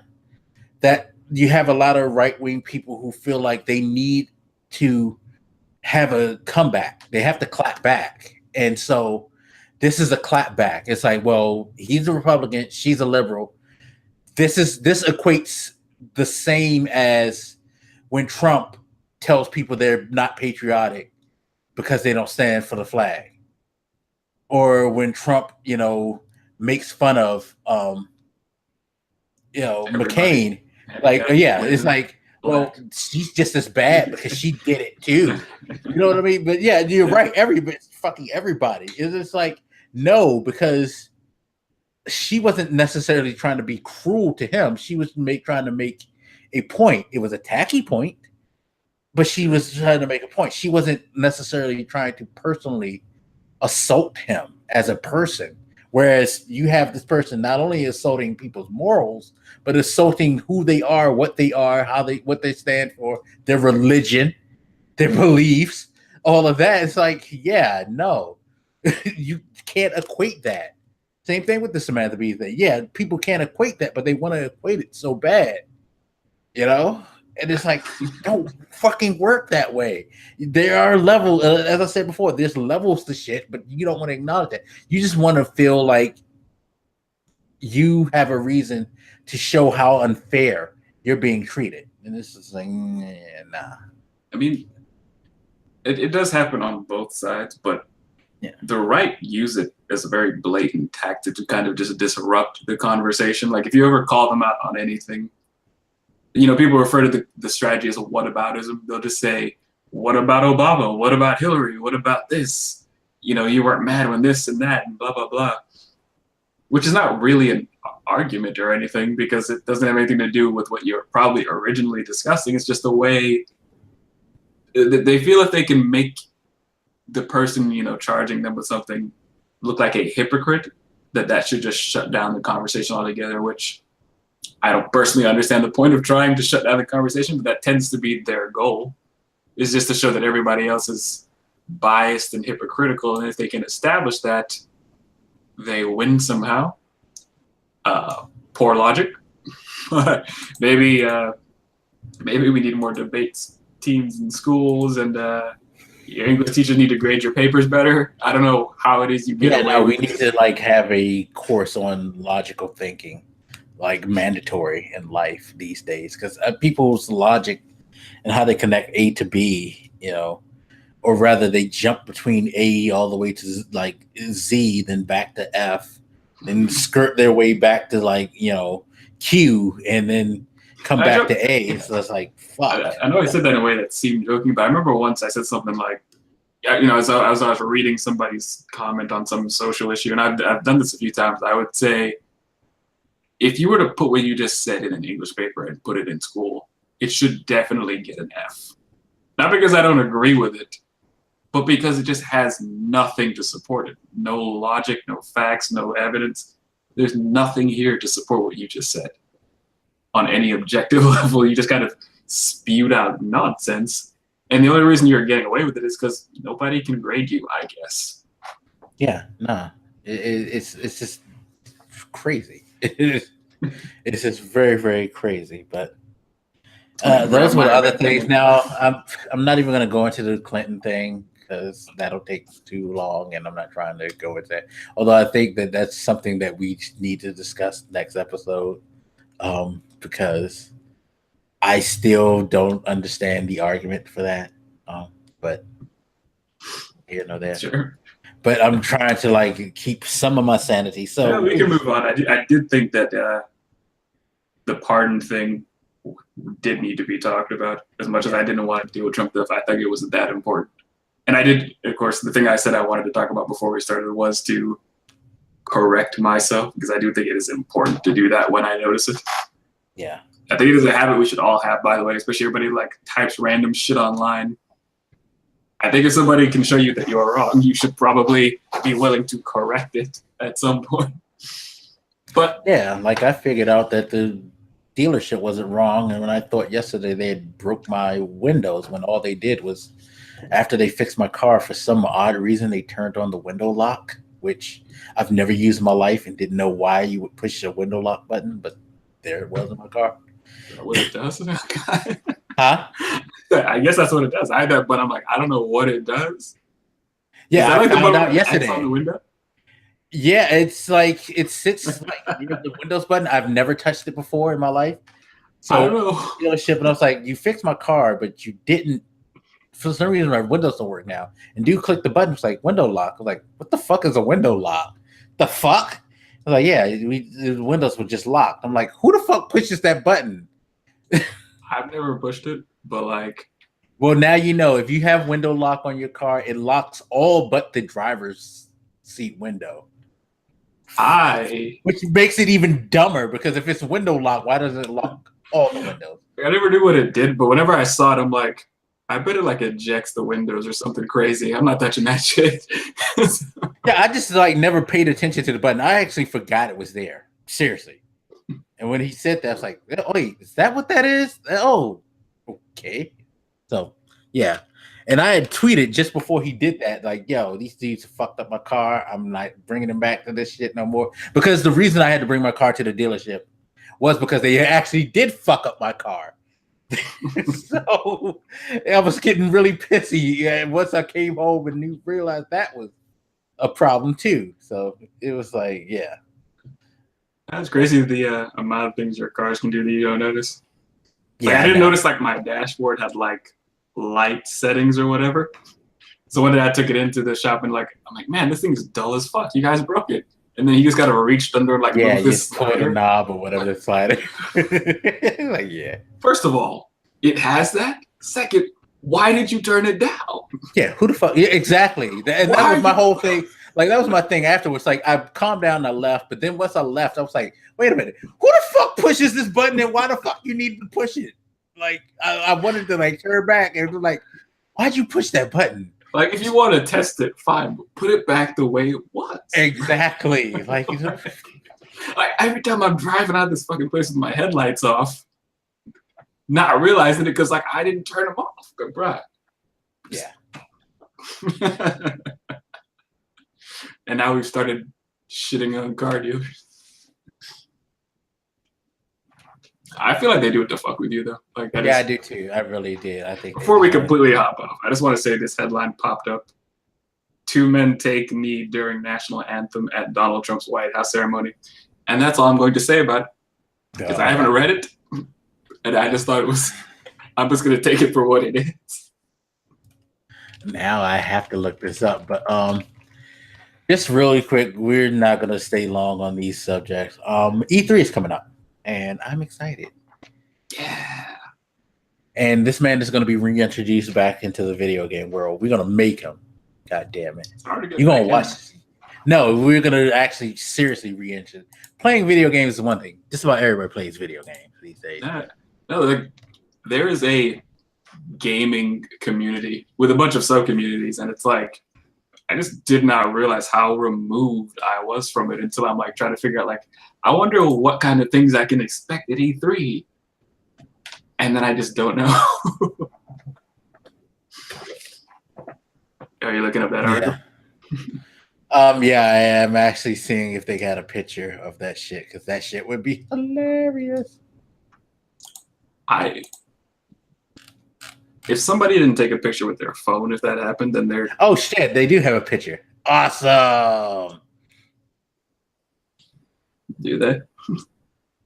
Yeah, I'm sending you the USA Today article now. You see one of them. You don't see both of them, but you see one of them taking a knee. That's hilarious. Good for you, sir. Oh. I just want to see the image. So I see like a sea of people, but I don't see anybody like on their knee. Yep, shit. Yep, here we go. Oh, I see him. Oh, hey, he's a white guy. Exactly. That's what makes it even better. It's like you can't even say like, you know, anything about race or culture. See, I like shit like that too, because it is important to establish that you ought to be concerned with everybody's rights, not just like your political or ethnic or social group or whatever. Like, I'll say things in defense of women sometimes, even though I'm sure people think I'm like a misogynist on some level, but I do think it is important to establish rights and justice for everybody. I'm sorry, I have to post this on my Facebook. It's pettiness that I have to share. We stand for the anthem as this guy kneels for the anthem. Exactly. Like, we do what now, sir? Whatever. Bravo. So he'll be tweeting about that once he finally reads it, or once Fox News informs him of these. They probably won't touch it. Transaction. I wouldn't touch it because, like, first of all, it looks embarrassing as fuck. I would leave it alone. Yeah, I know, because it's like your whole big grand event is like usurped by these two guys. That's hilarious. Anyway, E3. Um, so we will be doing a predictions, me and Eurostrix. If you want to join, again, you're more than welcome. You probably wouldn't have many predictions, so you don't know much of what's going on, I'm sure. But there's been a lot of rumors and stuff that we have come out, and a lot of people have been doing pre-announcements anyway, either because of the leaks or things like that. Like you had the Rage 2 announcement because it got leaked in some ad that Walmart Canada accidentally put up that showed like a bunch of different games. Walmart fucking up. Yeah, like they had shit like Gears of War 5 on the list. What? Yeah, exactly. It was like crazy shit. Gears 5, Forza Horizon 4. Somebody just leaked recently the Devil May Cry 5 was just registered as a domain. You had the Assassin's Creed was leaked before.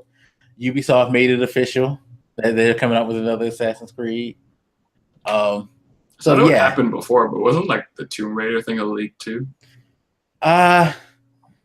Kind of, sort of, but not really. Square had always said they were going to make another one, so it was kind of like when they did it, it was like, okay, well, we kind of said we were going to do this anyway, so good on you. Type of deal. It's just like the Forza 4 thing. People talk about, oh, it was leaked. Yeah, they come out with Forza every year. Do you think we did not know this was coming? I think the better question is who was waiting for it. You'd be surprised. A lot of people were in love with the Forza franchise. In fact, that's probably right now Microsoft's best-selling franchise on their console. Yeah, who knew Forza would become the staple of Microsoft? Yeah.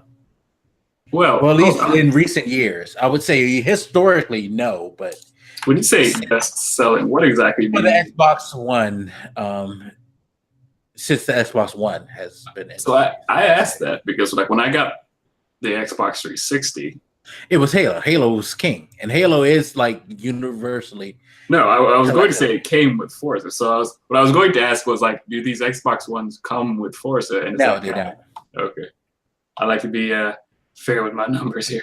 No, they don't. Well, Microsoft's not necessarily fair with their numbers because they don't release their numbers. 2, they consider their PC sales a part of their numbers when they do release numbers. 3, they also consider the Game Pass. You know what the Game Pass is, right? No. Okay, so Microsoft came up with this idea. You pay $10 a month, and they'll allow you to play any game under the Game Pass for free. Part of this deal is that any Microsoft exclusive you can get to play for free if you have the Game Pass subscription. So they count the Game Pass subscription downloads as a part of their sales. So basically, giving away free shit is considered a sale in their mind. Yeah, that seems like fudging the numbers. Yeah. and as far as bundles, they don't really do bundles. I think the featured bundle right now is that if you get an Xbox One S, you get a copy of the backwards compatible Red Dead Redemption. So buy an Xbox, you get buy an Xbox One, you get a 360 game. It is a classic, I guess. So there you go. Yeah, I mean, and that's the other thing. So it's just like, Microsoft with their numbers is like take them with a grain of salt. Really. So, but Forza Horizon and Horizon seems to be the better, I think, selling of the two. People seem to like those games. It's kind of weird how they do that now because like 1 year's they Call of Duty Forza, where it's like you get one year and the other the next year now. So weird. Yeah, I can't fuck with that. If it's not Midnight Club, it's not a real racing game. Sorry. I can't dispute that right there. Kind of wish they would come up with another. I don't understand how we don't have another Midnight Club by now. Because Rockstar are dicks. Fucking Forza and this shit and those Need for Speed, those games are garbage, bruh. Yeah, Need for Speed they need to hang up the Need People for who Speed franchise. pine after all these racing games just haven't played Midnight Club. Yeah, if you missed the Midnight Club thing, I mean, I caught it luckily at the end, and I was like, damn, I see why everybody loves this game. Yeah. If you don't understand the Midnight Club thing, you kind of missing out. I remember some years ago, a friend and I were talking about it, like, we realized we just didn't play racing games anymore because it kind of fucked up racing games for us. Like, nothing was ever quite as good anymore. Because before that, I was buying, like, Need for Speeds and whatever the other fun games were at the time. I had a NASCAR game once. Like, I was into them, but, like, then I played Midnight Club, and then I moved on. Yeah. Yeah, because I've never been a Gran Turismo person. I'm not into that serious car file, whatever bullshit. Like, but I'm not that serious about it. And you know, I could say I've enjoyed one Need for Speed in the last 8 years, and that was when they kind of when they did another Need for Speed Most Wanted. It was only fun, to be quite honest, because me and a friend used to get on and race each other all the time, and like we used to do dumb shit with our races and challenges with each other. So that it was more of the draw of we just gonna like see who can win these insane things between each other. But it wasn't like something that I sat and I just played religiously. Like Midnight Club was a game that you could play by yourself religiously. The shit is gold. As far as I'm concerned, without that, racing's dead. Outside of, I guess, Mario Kart, which is still kind of dead. It's not like Mario Kart. Which reminds me, that's another leak too. Apparently, there's a Star Fox kart game coming. Why? I don't know, because we need to be what's his name? Fox McCloud or something like that. I forget his name. Not that I'm saying it wouldn't be fun necessarily. It just seems like why out of everything to make bring out another Donkey Kong kart or something? Why Star Fox? I think we were. Why another kart game? You already have Mario Kart. Just roll with your full Star Fox game, I guess. I don't know. Because reasons, and you need to find a way to remind people why they like Star Fox. I still don't remember why. I remember why we were hyped for Star Fox when it came out, because it was one of the first polygonal games to ever drop on a console. Barrel roll. Yeah, that's basically it. It's like, yo, look at these fucking triangles. Do this shit. It's cool. Then we realized, the fucking triangles weren't really all that. I'm so mad at Google. What? So I Googled do a barrel roll, and the page does a barrel roll if you do that. Are you serious? I know. Obnoxious. That's ridiculous.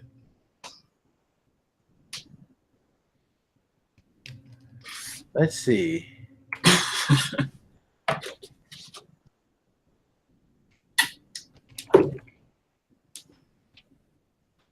Just do it. Yeah, it does. Wait, there's actually a dual barrel roll twice. Oh my god. Oh no, you can do it 20 times. Wait, let's see.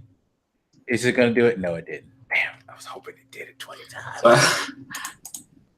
It keeps I went to the images tab and it span again. I guess it just keeps doing it while I'm here. It only does it once. Anyway. Oh, he does it once. Google is a bunch of trolls. I was wondering if it was gonna make me dizzy. I guess it's good that it didn't do it more than once. It's fine. Anyway. But yeah, you have a lot of rumors, a lot of stuff mentioned to come out. Nintendo's already started letting out some of their stuff, especially after the Pokemon game got leaked. So I don't mean to harp on it, but Pokemon again? Yeah, well, you're gonna get what is it called? Let's Go Pikachu and Let's Go Eevee, which, from what I understand, are kind of like remakes of Pokemon Yellow. Someone was saying, or like they're taking elements from Pokemon Yellow, something like that. So yeah, Then you get this like other Pokemon game that's supposed to be like Pokemon Go, I think, but for console maybe. I wouldn't And understand the point of doing that, but okay. and then I think they're doing like a proper Pokemon as well, but they haven't said anything officially. Just like, yeah, we're probably going to do one. At least I don't think they said anything officially. But So obviously, I'm not like shitting on people's fandoms or whatever, and I love Pokemon, I guess, but like, why? I mean, aren't they essentially pretty much the same games over and over and over again? Yeah. You're just like, you start off, you're a kid, you get your first Pokemon, you beat some gyms, you got your rival, you do the Elite Four, whatever the equivalent is. It's literally the same. It feels like one of those like movies or shows where you're trapped in a time loop and you just keep doing the same fucking thing over and over. They come up with new Pokemon sometimes.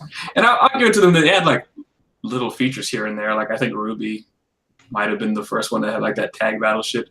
Some Pokemon enthusiasts going to come tell me I'm full of crap, but that's the first time I remember doing it, at least. Honestly, I've never played a Pokemon. Well, no, I take that back. I played Pokemon Stadium, and I think I played Snap, but I've never been into Pokemon. So I played several of them, but it's like at some point I just thought I can't keep doing this over and over and over again. The same exact pattern. You've got, like I said, all that stuff. You usually have like a gang or two that are like the equivalent of Team Rocket in that region. It's like, it's the same fucking thing over and over.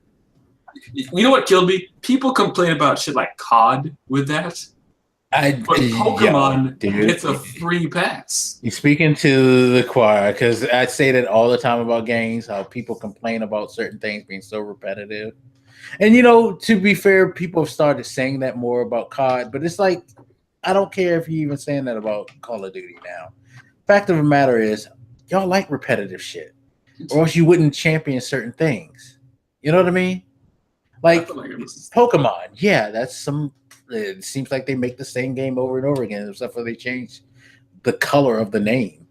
Graphics get better. They add little things here and there. I'm not shitting on them completely, but it's like the things I hear people complain about being repetitive. I could give you that, but then you look, the same people will look at Pokemon, which is the worst offender I've ever fucking seen. And it gets nothing but love. Yeah, no, they always say one thing is bad, but they'll be fine with another thing. It's one of the many issues I have with the gaming community today. But, you know, I'm not even going to go into my issues with the gaming community because we'll be here for about 5 hours. But yeah, but you have that.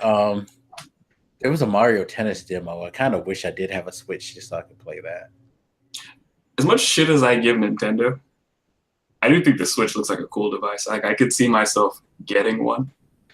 I just can't spend another $200 on a console, knowing that I probably won't spend that much time with it.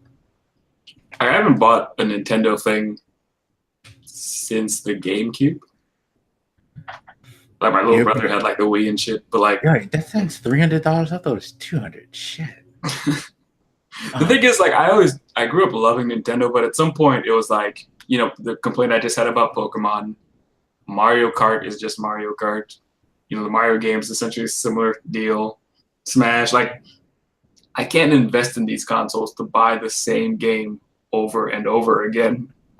I'm sorry, and I think grow up fast enough. They were. It's funny. It actually, if anything, they kind of like reverted, right, from being a console to get to like just being something that didn't grow up. It's weird. It was like history is so weird because you're better than me. At least the GameCube was the last one you got. The fucking N64 was the last Nintendo console I ever owned. But I mean, even with the GameCube, I literally only bought like Metroid Prime and Beautiful Joe.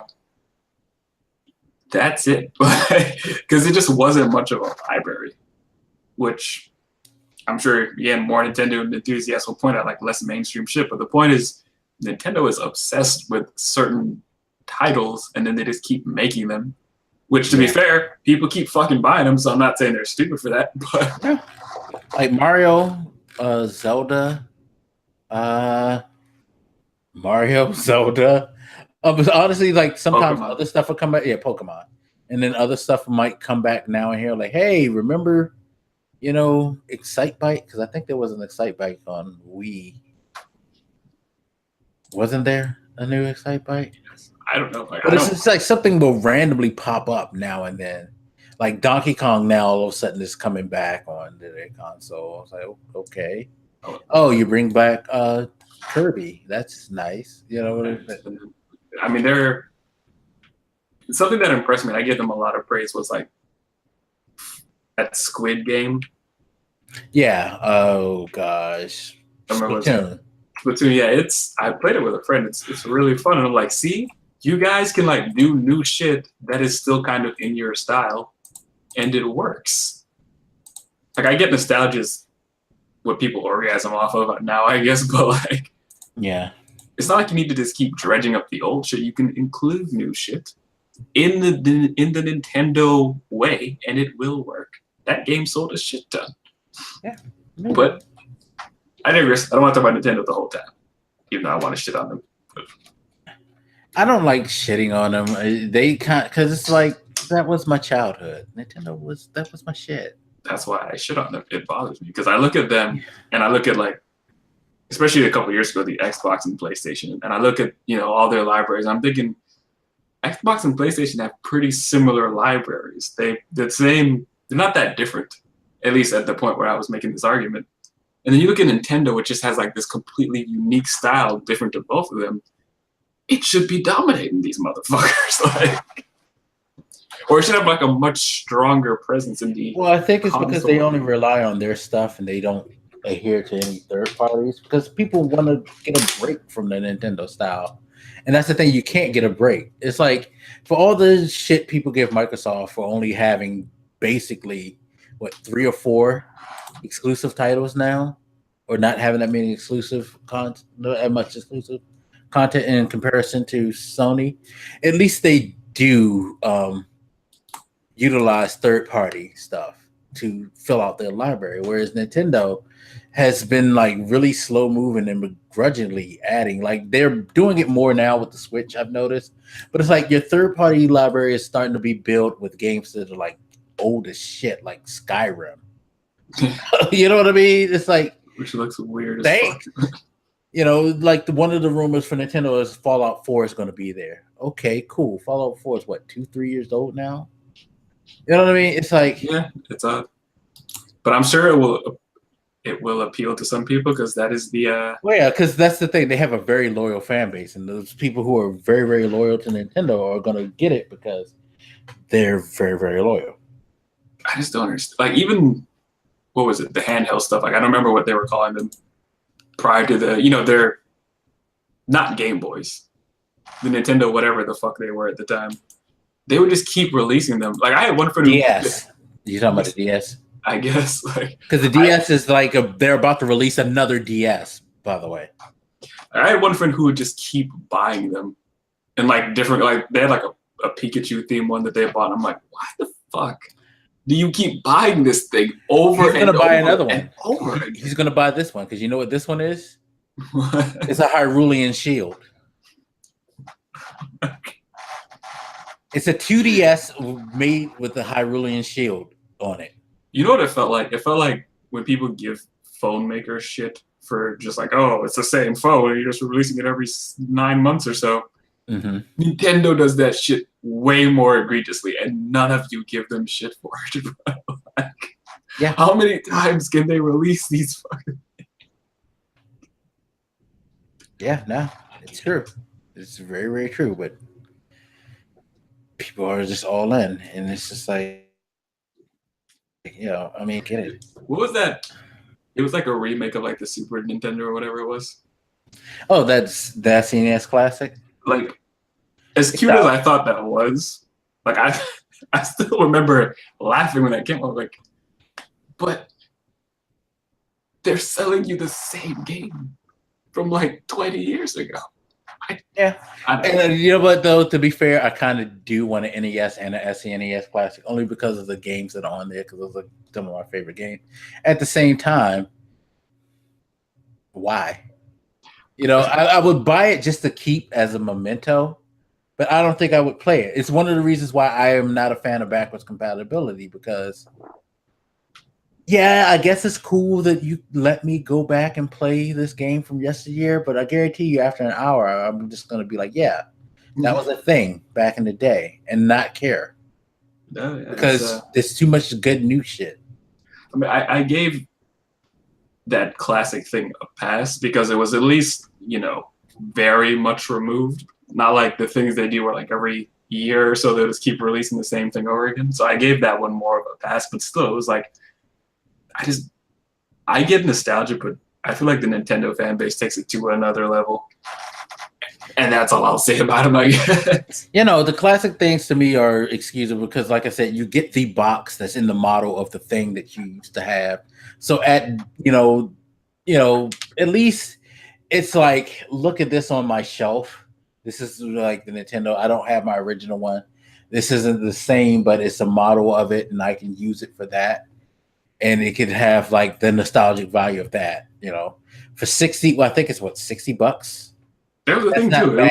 It was cheap, and I understood the point of it. Like that's not bad. You get it. You get the little controller. You get to like be like, look at this. This looks neat, and boom, you know, you move on. It's not like it's a significant investment in the past. Whereas, again, to me, the backwards compatibility thing and all that, like, if I wanted to play PS3 games, I would have kept my PS3. Nothing wrong with it, but I want to keep my PS3. I wanted a PS4 for PS4. I mean, I will say I'm benefiting off the PlayStation Now or whatever the fuck it is, that service that lets you go back and play shit. And see, that's I'm fine with. And it's funny because people give that a lot of shit because of the pricing and all of that. But it's like, well, to me, that makes sense. You just go grab what you want. But you just go grab what you want when you want. And yeah, it's pretty convenient. I feel like I've played more than the amount it's worth. So I don't really. It's odd. Gaming community is. Now that I think about it, it gets kind of weird. Yeah, it can be kind of toxic about some things. Yeah, no, it's really no. It's like I don't need. And to be honest, I think PlayStation Now is kind of cool that it works as well as it does. It is the Now, right? Because I have like two different things. Like yeah, it's like the streaming service that you can stream. Okay, yeah. Now, like it works really. I never had any issue. Have you ever played any multiplayer on it?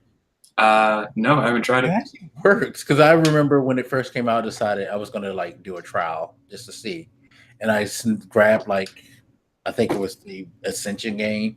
I figured, okay, this is new enough that even though it wasn't a big fan base, you probably still have a decent amount of people who are willing to get on and play it. And I had no issues. It was smooth as shit. I didn't feel like there was any lag. I would say the only issue I would say would be maybe at the time the translation between the PS4 controller to PS3 controls might have been weird with some games. You know what I mean? Yeah. Like, whereas like you not having the start and select button might have seemed weird to me. I managed to get used to it, but yeah, it was weird. Yeah, because I had to use like that little touchpad thing as like my pause at one point, which whatever. It was weird. right. Yeah, that would be the only like issue. Otherwise, fucking fine. On some level, there's not much you can do about it. So no. I accepted that limitation, I guess. And again, it's like, fuck, these games are old. Why should we go through the financial investment of putting so much money into making sure that you can fucking play something old as shit? Get over it. Yeah, I don't need like or again itself to do it because it's just an emulator that it's using on the streaming service. So it's like it's actually not an emulator. Is it not? Is it? No, it's actually it's really neat technology. There's actually a server with real PS3s that run these games. For real? Yeah, it's no kidding. They have they have bays of PS3s that you like connect to. That's why you're able to get the like X and B and all of that, because it's actually running off of like modified PS3 servers. That is neat. Yeah, nah. Weird, but it is neat. It is weird. And that's what I say. Like people are complaining about, like, I think they put in enough money and time for this, so we're like, yeah, this is probably a better solution because you actually have these machines that house the real game, and you're actually playing the real game, just streaming it. What do they mean? What do you mean when they complain about the money, like the cost of the service? The cost of the service, yeah. It's not that expensive, but yeah, you can make. Like if you never use it, then I would just say don't keep subscribing to it. But I managed to use it. Like I can play it like through a full game. That seems worth like the, what is it, 14? I don't know. I don't remember how much it costs. It's not even enough for me to think. $10 a month or $100 a year if you subscribe. Probably 10. Or you can get individual games at individual prices as well. I've been told. Like, it's clearly not enough for me to even think about it. So it's not a big fucking deal. Generally, it's not, but people overblew it because when they say like, "What, you want me to pay $10 a month to play over like a couple of hundred games, and you're not even going to put the whole library? That's wrong." Like, okay, all right, people, come on, let's be reasonable. You're not going to want to play the whole goddamn library anyway, so fucking anyway. Oh my god, people in their arguments is so dumb. I'm just like scrolling through a bunch of random E3 shit. Metroid Prime 4. Yeah, there's supposed to be another Metroid. They just haven't showed it. I heard there was going to be like an Avengers game. Yes, there is an Avengers game. It was it's funny because people act like it's brand new news. They said years ago that they were going to, that's one of the things they're looking for people to make. I guess they're now, because they mentioned it again, people are hyped, but Marvel didn't make a deal when they announced this like 3 years ago that they're going to be working with a bunch of different studios to create Marvel Universe games, including like EA and other people. One of them being, of course, Spider-Man. So it's like, the idea that there's going to be an Avengers game. It's not. Actually, they teased it a few years ago where they just showed the logo, and I guess now they're going to show something at E3 maybe. I don't know. People are ramping up for that. All right. It needs to be something serious. Like you can't just say that and then not really. I would say it should be gameplay. If you don't have gameplay fully ready, it needs to be some pretty spectacular cinematics, I guess, to give us an idea of the art style or fucking something. I don't know. Yeah, don't mention it if it's not going to be any real substantial information coming. But it is what it is. I mean, there's supposed to be a bunch of Marvel games that are being worked on, so we'll see. Squirrel Girl. I remember she's in the X-Men universe, so therefore she can't be put on a video game by Marvel because foxes are dicks. Yeah. So. Oh man, they're going to announce a Thor game, and they're not going to show any graphics, and then it's going to be Jane Foster Thor, and everybody but me is going to get super mad. It's going to be great. Marvel, hire me. I could be like the best marketer. Oh my god, be so sick. But what else is there? I saw some random mention of Anthem, which Anthem's going to be there. There's the EA's been touting that they're going to show Anthem stuff. So EA is weird because this is the evolution of gaming. So remember how it used to be like this one day of press conferences for E3? Vaguely, sure. They don't do that anymore. EA is actually doing their own press conference on Saturday. Microsoft no longer does the like Monday matchup thing. They're going to do their Sunday morning. Bethesda and Square are supposed to be doing something on Sunday as well. There's an indie publisher called Devolver who did this batshit. I need you to look up Devolver E3 2017. They did this batshit shit insane show where all they did was mock E3 and just do like the weirdest shit in the world. Like it was insanely like entertaining. So they're gonna do that again. And then like Sony Ubisoft, they stick to the traditional Tuesday thing. And now you have the PC Gamer Show as well, which PC Gamer Magazine hosts, and they talk about PC gaming shit, hardware and software. If you have enough shit to talk about, fine. So I sort of want to have days of whack to me, but that's because they do it in a talk show manner. They have a host. I forget the name of the dude, but he's whack. And then they just bring out developers, which, no offense, sir, as a programmer, having a developer or programmer sit on a couch and talk about that shit for 15-minute segments isn't the most appealing thing to watch for 3 hours. I mean, fair enough. I don't feel like because I feel like people hear that word developer and then think we're all equally eloquent and debonair and all that shit. Yeah. Like you wouldn't sit me out there and expect me to talk about that for 15 minutes. Yeah, and that's the thing. It would be different if they sent the more personable people, but they always get the random, like, yeah, I work on the game and I just do the code, man. What do you want from me? It's not like you're getting a bunch of Corey Barlogs or, you know. I mean, if you sent me out there, I'd probably be a dick about it. Like, because even like when I'm running meetings at work, I tend to be just kind of super sarcastic. Like all my presentations have like memes and shit in them, and like GIFs. Yeah, I would not like you. You're like I gave like some little demo thing the other day, and I was like showing off this GIF, and they're like, "Where does he find this crap?" Like, and so I just spend all my time at home looking at GIFs for these presentations. Bullshit. I spend my time at work because that's work shit. Yeah, no, and it just comes off like very just awkward and weird. Yeah, I mean, not everybody is equally sociable, which is not a knock on them, but it just means they shouldn't be in that position. Yeah, because it's not like they're not good at selling their product, and that's the thing. It just yeah, that's why you have other people in those types of job positions. Yeah, that's why they have the people who they have during their press conferences, the hype people. The reason like I don't talk to customers at work is because I'm not like the sales guy. I'm the developer.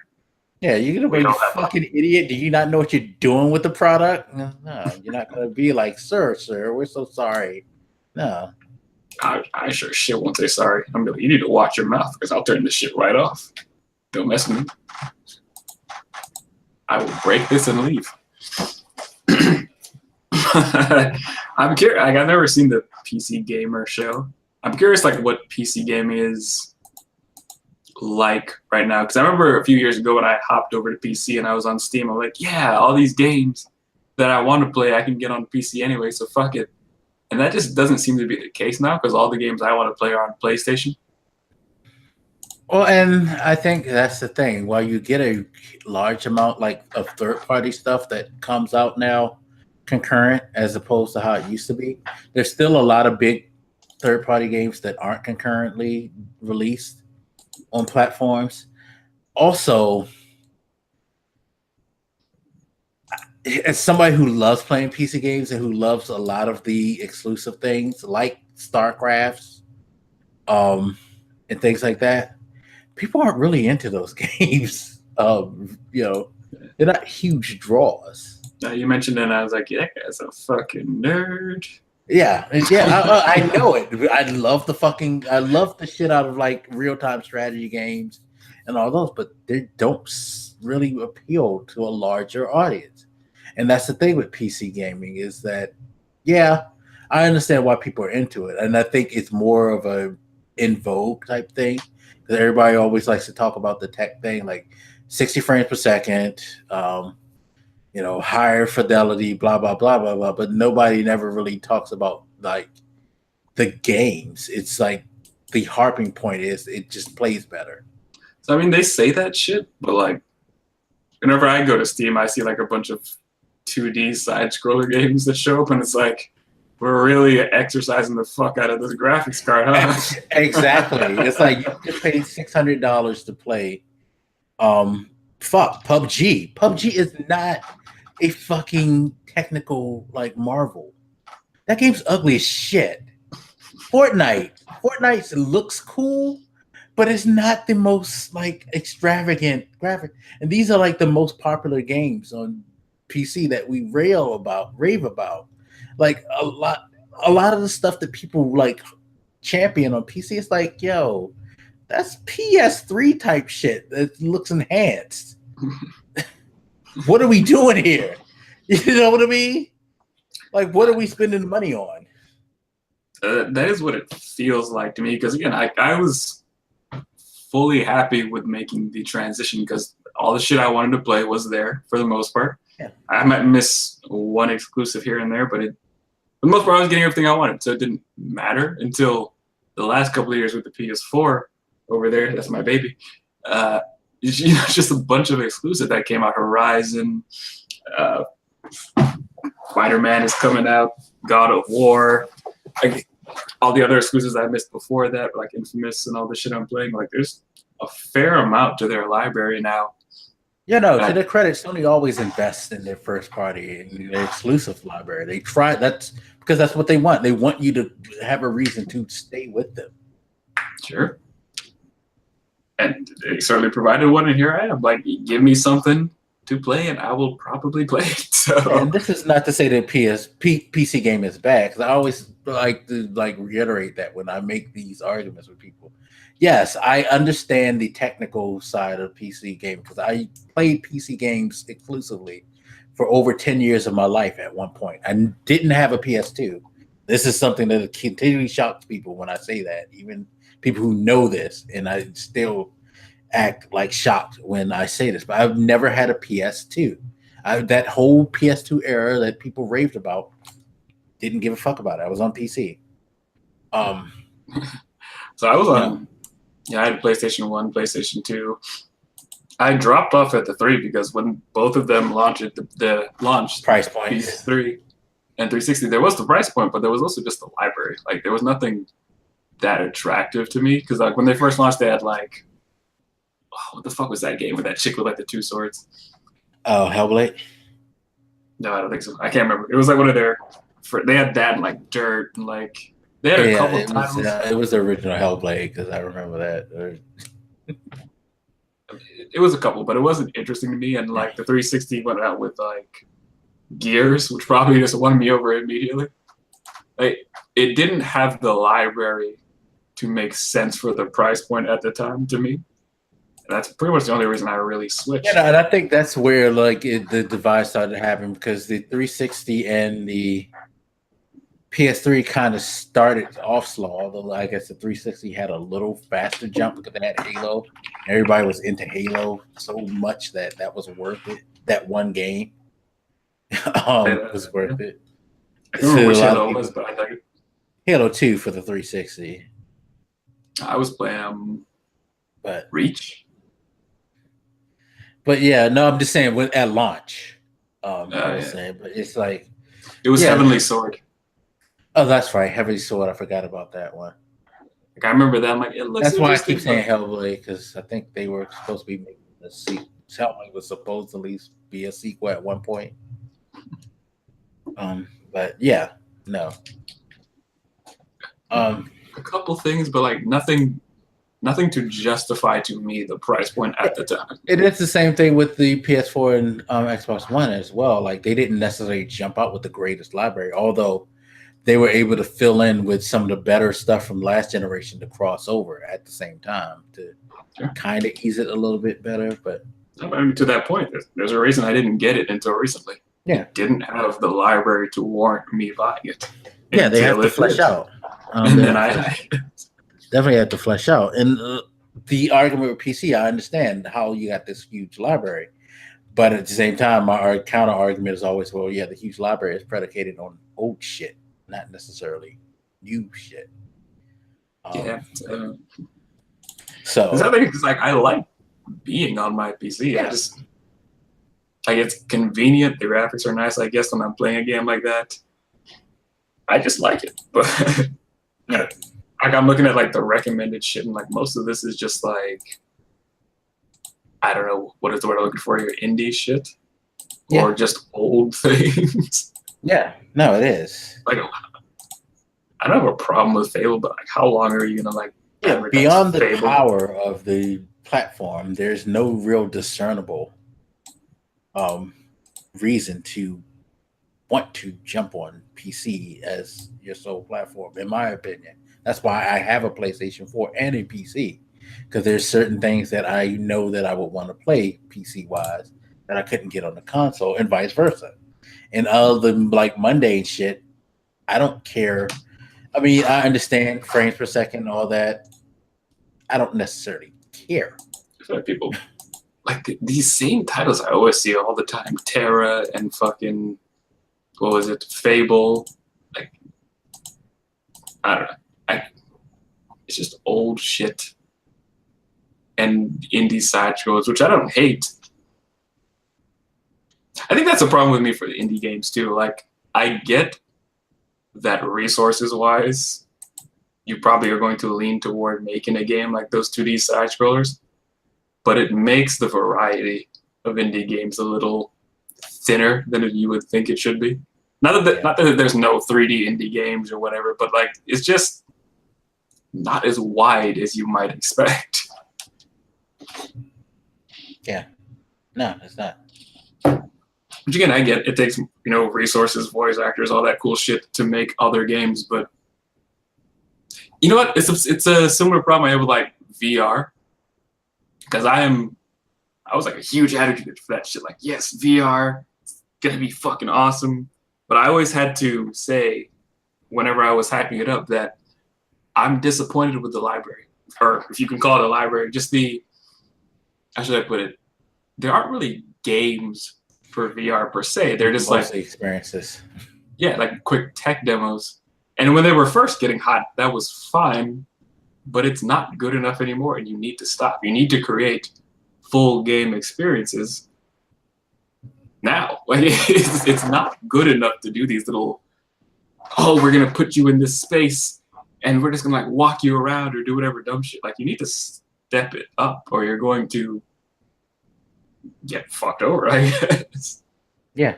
But it can be fun. Like when I was in Jamaica, I have it must be in the closet. I have one of the older Oculus Rifts. Now I just downloaded a couple of little games. I had like one called Dumpy's Going Elephants or some shit. So you have the full Oculus Rift, or is it one of the Gear VR things? No, it's a Rift. It was like, oh wow. Because I'm an engineer. Like I went to like this contest and I won it in a raffle, like a development kit. I was about to say, damn, did he really spend $500 on shit when it came out? I was thinking about buying one at one point, but I remember two games. Like one was like Dumpy's Going Elephants or some shit, and you were like an elephant, and you had to like swing your face around to like swing your trunk and like knock dudes over. And the other one, like you were a dragon, and you had to tilt your head to fly. And they were fairly simple experiences, but people had fun with them when I let them use it. Like when I let people actually experience VR, they had fun with it, even the simple things. So it's like, step it up and you could have something here. Yeah, it's like, it's cool. We did this thing. Now, 10 minutes later, I'm good. That shit kills me. I want that to show just like how passionate I was about it. My senior research in college was based around mixed reality, so virtual reality and augmented reality. And I focused on the virtual because I had the Oculus Rift. Like, it was the center of my research for like a year. So I was very into it, and I was just disappointed at the state it was, particularly, I should say, with gaming, because they're not utilizing it properly, and they're making it fall to the wayside, like one of those little gimmicky things, like the way the PlayStation had that camera at one point. You mean the camera they still have? My PlayStation doesn't have it, so I assume it's dead. No, it's not, because you actually need that. That's a part of their VR system, I believe. Or is it the Move? No, yeah, one of them. I forget. Yeah, I think you actually need the camera too. Camera helps with the tracking.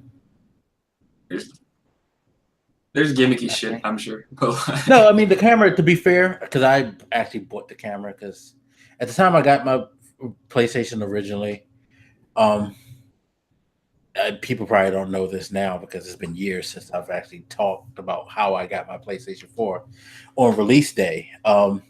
So at the time when they announced the PlayStation 4 and I had my PS3, I hadn't traded in any of my damn games, I don't think.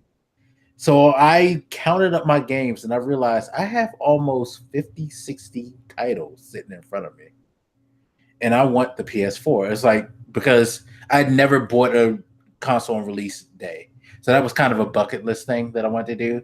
So like to be able to go and buy my own console. Like I've bought consoles before, but it's always been years later when I could afford it, or I had the opportunity to get them when they came down in price because it was whatever. But I've never gotten a console myself. The only console I got on release day, I think, even that wasn't release day. It was close to release day, Super Nintendo. But that was only because my birthday was like 3 weeks after it dropped. And my mom got it for my 16th birthday. So yeah, no, this is the first console that I have ever bought or had purchased on release day. And I was like, this is cool because I want to be a part of this experience. I want to see what it's like and all that crazy stuff. So I thought about it and I was like, Amazon gives more credit than everybody for games. Let me trade all these games in. And that's what I did. I traded all my games into Amazon and I ended up only paying $150 for my original PlayStation. Flashback to today where I have a PlayStation 4 Pro and it's the same thing.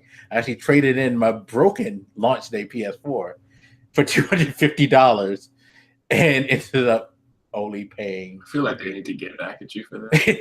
And I ended up only paying $150 for my PS4 Pro. Like, will you just brag about it online and like nobody's coming to get you? That just I've gotten away with this twice with the original PS4 and the PS4 Pro. God damn, I'm good. Anyway, but yeah, it's like actually I probably paid less than $150 for the original PS4 because I had so much like credit that I looked at it and I was like, well, wait, I just only paid I paid $100 for it.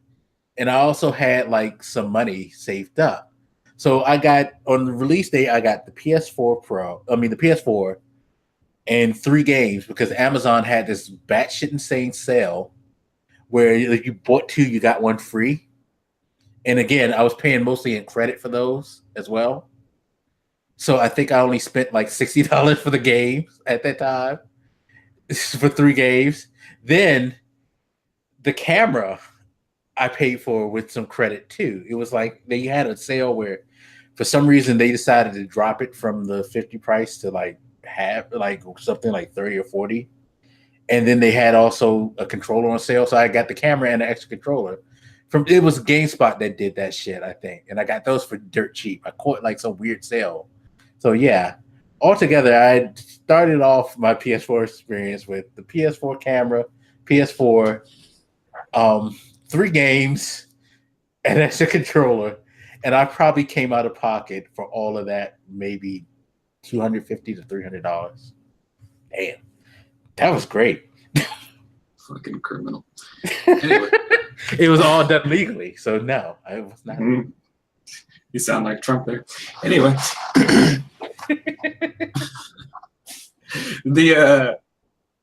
So did you enjoy the camera use?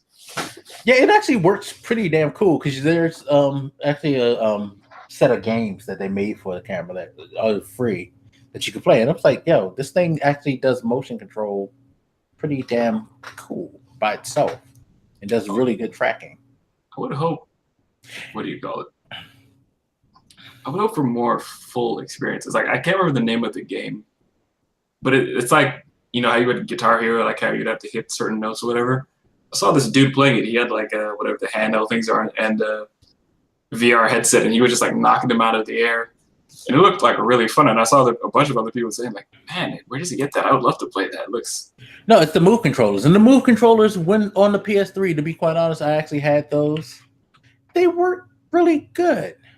They just didn't make anything for them. That's all. But like when I got the Move controllers, I had found the bundle, that $100 bundle that gave you like the Move controller and games and the little PlayStation camera at the time for the PS3 that you needed to track the controller. And it was pretty damn neat playing all those sports games that they had. It was much more accurate than the Wii.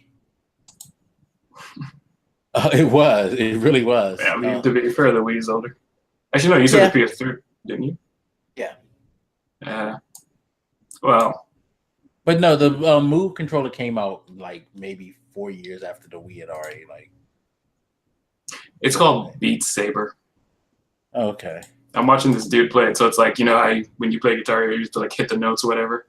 Like these floating boxes will come at you, and you just like hit them with these lightsabers. It looks fun as shit. Like I'd like to play it actually, but like it looks fun. People seem to be interested in it. I'm not saying that that's like a full VR game experience either, but like do more. Stop just saying like VR and then offering like these shitty little demos. I mean, to be fair, PlayStation tries with some of their games. They didn't necessarily go off big. Like I believe Farpoint, I think it's called, was actually a real full shooter that you can play entirely in VR. I hear Resident Evil 7, you can do that whole game in VR.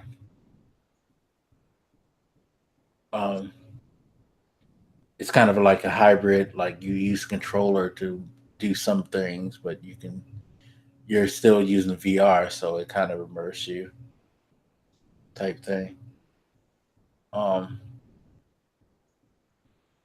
You know,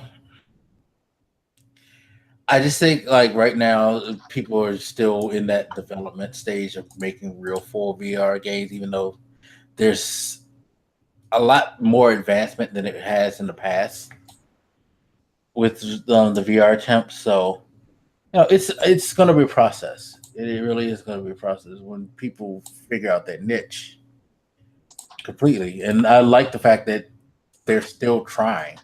Like they're not just killing this shit off. You know what I mean? I appreciate that. It's just like what, years ago when it was first starting back up, I should say. I made the same argument. Like, stop expecting these full games. Everybody's just the reason you were seeing so many little demo things is because we're just learning to use it. Like, Unity 3D has a plugin where you can develop with Oculus stuff, but they had just put it out fairly recently, right? It's not like a lot of this stuff has just been around for developers to fuck with. I made a little demo thing when I was in college to learn how to use it. Yeah, I think we need to be more clear when we're talking about it that we're still working on it, or I don't know, something about the messaging needs to change, because I feel like people are getting away with the idea that these are the experiences of VR. I think part of it too is a problem that VR was a thing before and it flamed out. So there's a lot of skepticism. But with a Virtual Boy? Well, not just that, but VR was like supposed to be the thing of the future in the 80s when you had not just Virtual Boy, but just period. It wasn't just a gaming thing. It was like supposed to be the revolutionary of life. They had all these movies doing these VR things. Max Headroom, the TV show and shit like that. It was like, it was one of those like things they were truly pushing VR as like the next human experience, period. And it didn't latch on. And so people look back at that time and they look at the Virtual Boy and they're like, yo, this shit. Yeah, whack. I mentioned trying this whack shit again. Yeah, I mentioned that in particular because it was the gaming thing that people usually hop on. But it's like, whenever I saw that argument, and again, I was pointing at my bias because I was working on it as research at the time, so maybe I was a little too invested. But I thought that's not really fair to argue that, we tried it like 30 years ago, so it's trash now. I mean, look at your cell phones. How much they change over like 5 years. Why is it so unreasonable to suggest? Yeah, if we had that attitude, we wouldn't have computers, because they started developing computers back in what, the 30s, 40s?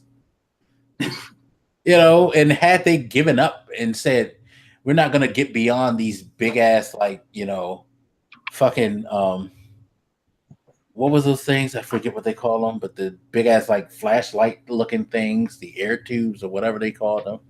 Like if we didn't get over that, we wouldn't be where we're at now, where me and you can have a conversation over a computer. Sure. You So know what I mean? those two things. Like one was just that pessimism based on previous Vacuum tubes. experience. That's what I was talking about. Yeah, that previous experience pessimism. It's like I feel like you guys don't understand how technology works. Like I can acknowledge that it was probably a flop decades ago, but technology moves fast. Like why couldn't it have improved? Nobody's really given it a chance. And a lot of times when I would like argue with people, a lot of them just haven't tried it. Like the recent shit, like maybe they tried the Virtual Boy back in the day, but they hadn't tried modern VR at all. Yeah, And they were always talking shit. And like, again, I own one, right? So I would like go to the school and I would like load up these little demo stuff and I would just let people try it in person. And it is an experience you just have to kind of try with certain things. Yeah, like when I got my Samsung Galaxy 7, they were giving away that year VR as a promotion. So I was like, fine, I'll take one. And I tried that, and even though that's rudimentary, VR, it was pretty interesting. It was something that I was like, yeah, I'm kind of one of those people that get the motion sickness a bit. So it wasn't something that I was really trying to be bothered with at the time. Right now, it's like maybe if I had a better one, it would be better. But I could see the potential in it. It's like it may not interest me that much, but even I'm willing to acknowledge that yeah, there is something about this that seems pretty damn cool. There's a lot of it. I think it opens the door to new possibilities. Like again, I sent you the quick video of that dude playing. Like it just looks like it's the same type of game you play, but it just looks fun to stand there and do it. Like I would actually like to try it. I'm gonna leave that game alone. But yeah, I mean, just even skeptical people, I would like just let them try it on. There's just something about the sense of depth you can't really communicate when you're watching a video of it. Because when you're just watching a video, it just looks like a random game that you would play like any other game. If I tell you that it feels like you can really touch stuff, you probably won't really know what I mean unless you put one of them on and just try it yourself. Oh yeah, I've seen this game. I've seen people play it. Yo, you should see some people who like get really good at this shit. Like there are videos I've seen like of people floating around that like are super good at this. It's insane what they do in this thing. I saw it for the first time a few days ago, and I thought to myself, like, it's weird that I never thought about that. Because again, this isn't like a new genre of game or anything, but I was like, it's weird that I never thought about applying this to VR. And when I say that, I mean like I'm annoyed with myself for not trying it in college because it feels like it makes perfect sense. And it seems like it shouldn't be that hard to do. Honestly, I don't. If I'm the Rock Band developers, I'm really thinking about utilizing this in the next Rock Band game. Because think about like, there's enough people out there who have VR, especially on oddly enough, Sony. I mean, there are a couple of million people who own VR, so you can potentially make a Rock Band game where you don't have to have them get instruments. They already have the equipment with the VR set up.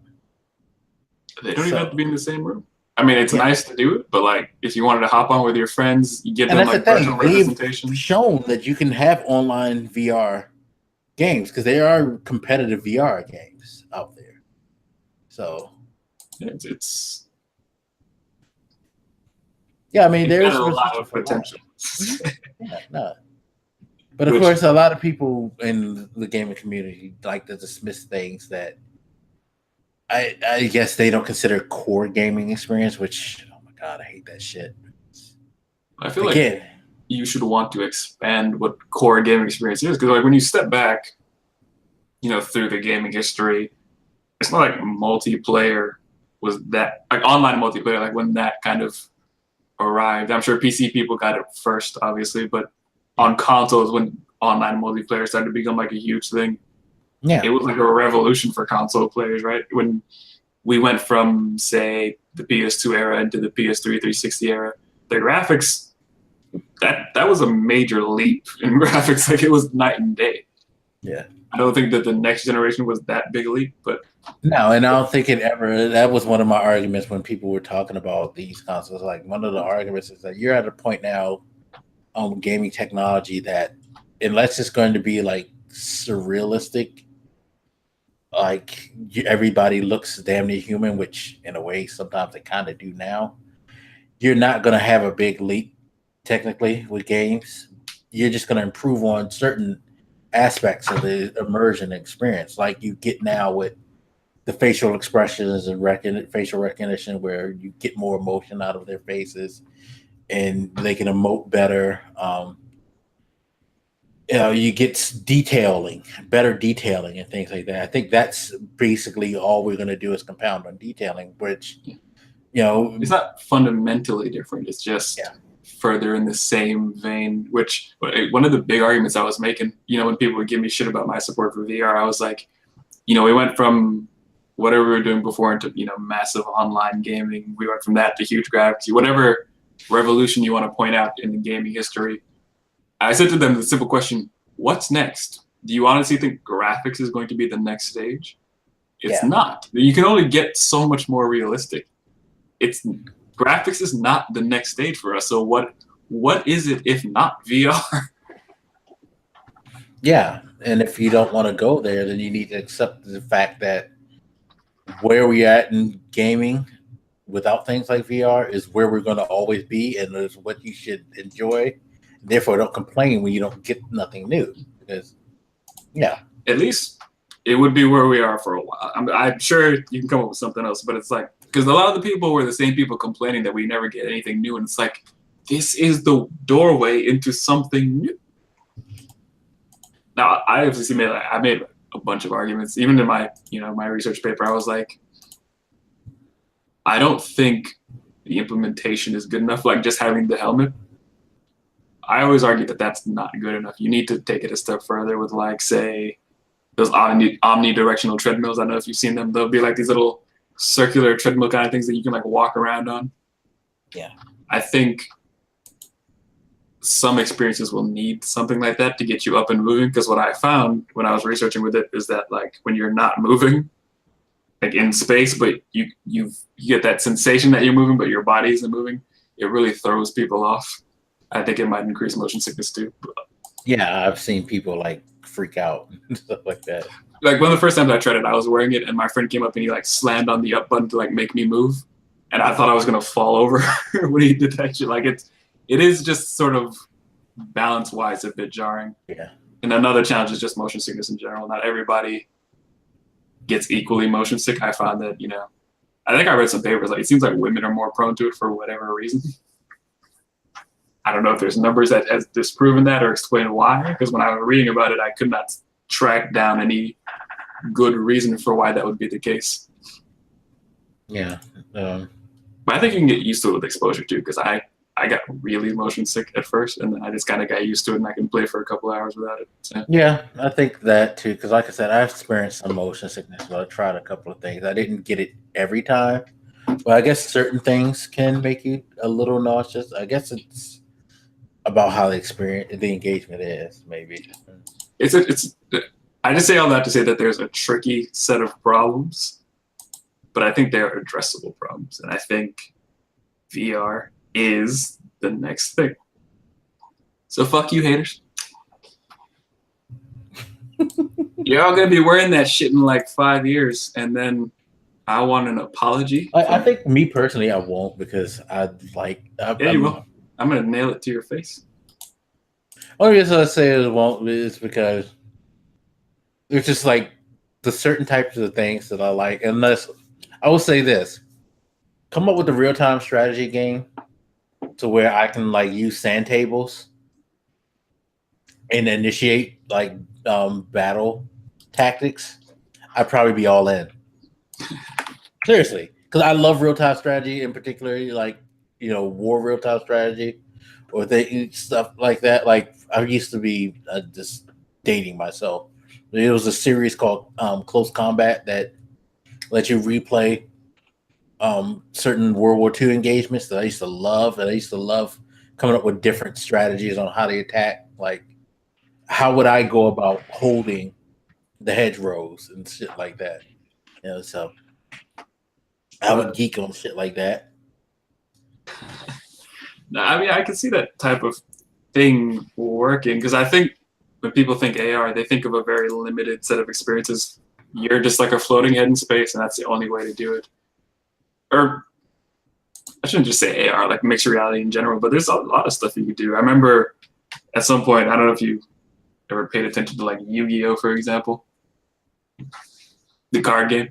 Yeah, I know it. It's not my thing, but I know it enough. But I've seen like little experiment things where they do like augmented reality Yu-Gi-Oh. Like I've seen that would actually be perfect because think about how that should, like, I've seen the show. Again, it's not my thing, but I've seen the show. And the fact that you have these like cards that when you place them on the board, these things come out and fight each other.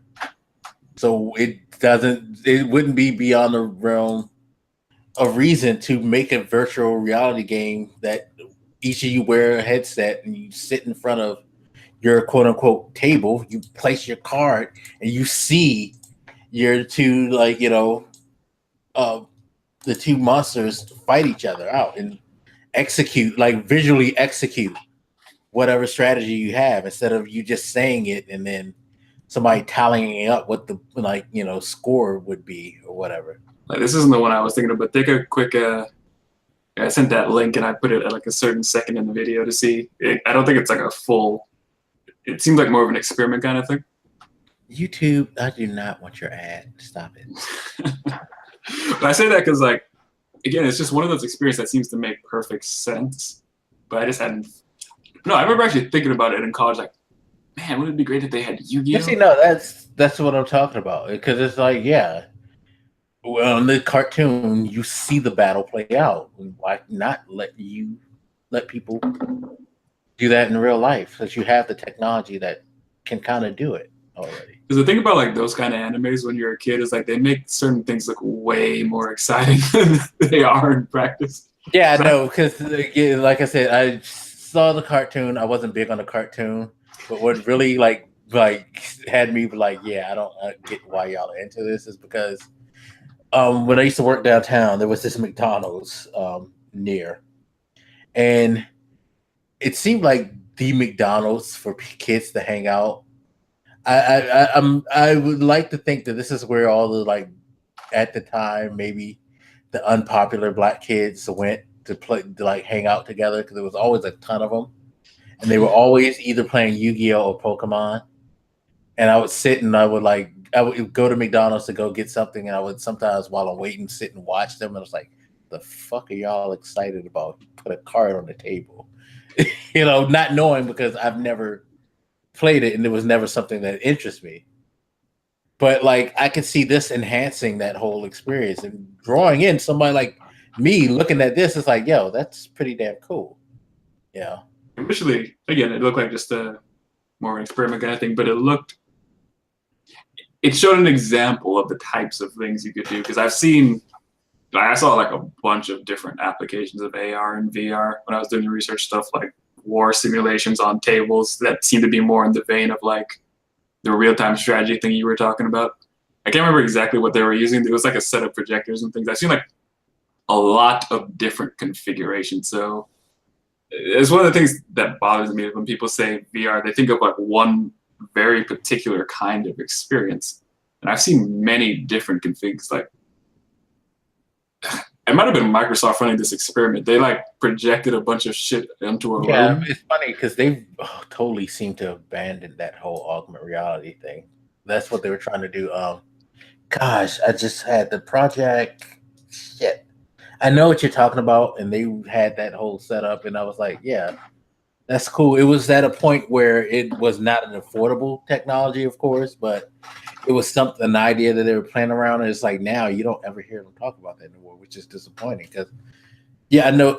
Oh God, project is something like. Well, it's several running at the time. It's like they have their research division and shit, and if you check them out, they'll do interesting stuff sometimes, but like just a bunch of different cool things that they had with like a room that had, I can't remember how they set this up. It must have been because they had with the their Kinect HoloLens. I cameras. know what you're talking about because they were playing video games and they projected the whole battlefield from COD on the walls while the person was playing. It had like a bunch of different simple light effects, and it wasn't just that too, because I've seen them run similar experiments and shit, and like, again, I think it just shows that there's a much wider array of possibilities with those experiences than people realize there are. They just hear the word VR and think headset, that's it. Yeah, Black is on a mission to find this. Illuma Room. Because it was a part of their HoloLens thing that they were doing. Because they had the HoloLens with the augmented thing on the table, and then they had the Illuma Room. Yeah, because it was a whole setup. I remember this very much because they showed it at E3. And did they? Yeah, no, it was something that they showed at E3. I think they had like a paper on this, and I must have read it at some point. There's like I don't remember what it's called, but it's a similar research thing that Microsoft Research did. Like with the little games you could play with kids and fucking, is it Room Alive? Is this it? Yeah, this was in 2013. I remember that. And that shows you how long it's been since they really fucked with it. That's that. Which is a shame on them, but again, it's the possibilities of it that really interest me. Because now I feel like I want to go buy that fucking Beat Saber thing just because it looks that fun to me. Yeah, and it probably is fun.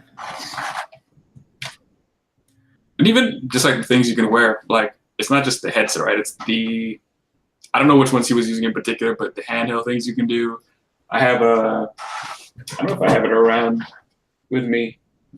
I was using a thing that had just come out around the time called them like Mayo armbands. And what you would do is like you'd stick them on your forearm and they could sense like muscle movement. So I would do things in space with them, like in my demo, you could move stuff around with your arms and shit.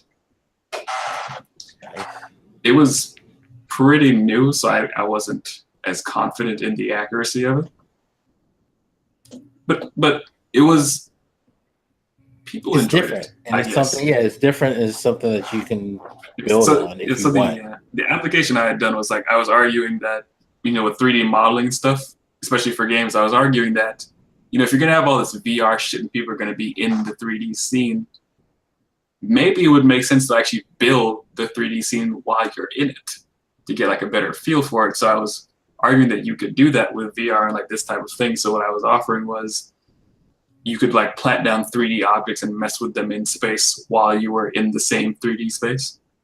It was super basic. It was just like cubes and spheres and stuff that you could like add to the space and twist around and resize and shit like that.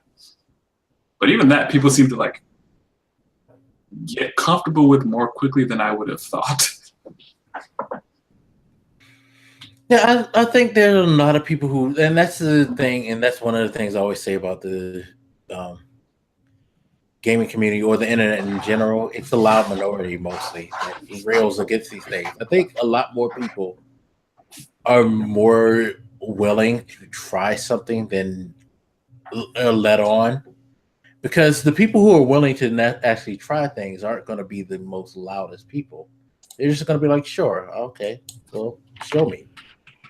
And then if they don't like it, they just walk away. Whereas like most people, you see who's screaming, like rage about different things. Like, this is stupid. Why are we doing this? They tend not to have an interest in anyway. It's like they have no interest at all, and no like desire to even like give it a chance. They just denounce it and they scream and holler and like, see, I'm right. Nobody likes this. Like, nah, it's just that y'all are the ones who are saying it. That don't mean like nobody likes it or nobody's interested. Ironically, you may have made people less interested because you're doing that. Yeah. Because you're fucking with their reputation before you even give them a shot. Yeah, exactly. You're fucking shit over because you're being the loudest like asshole.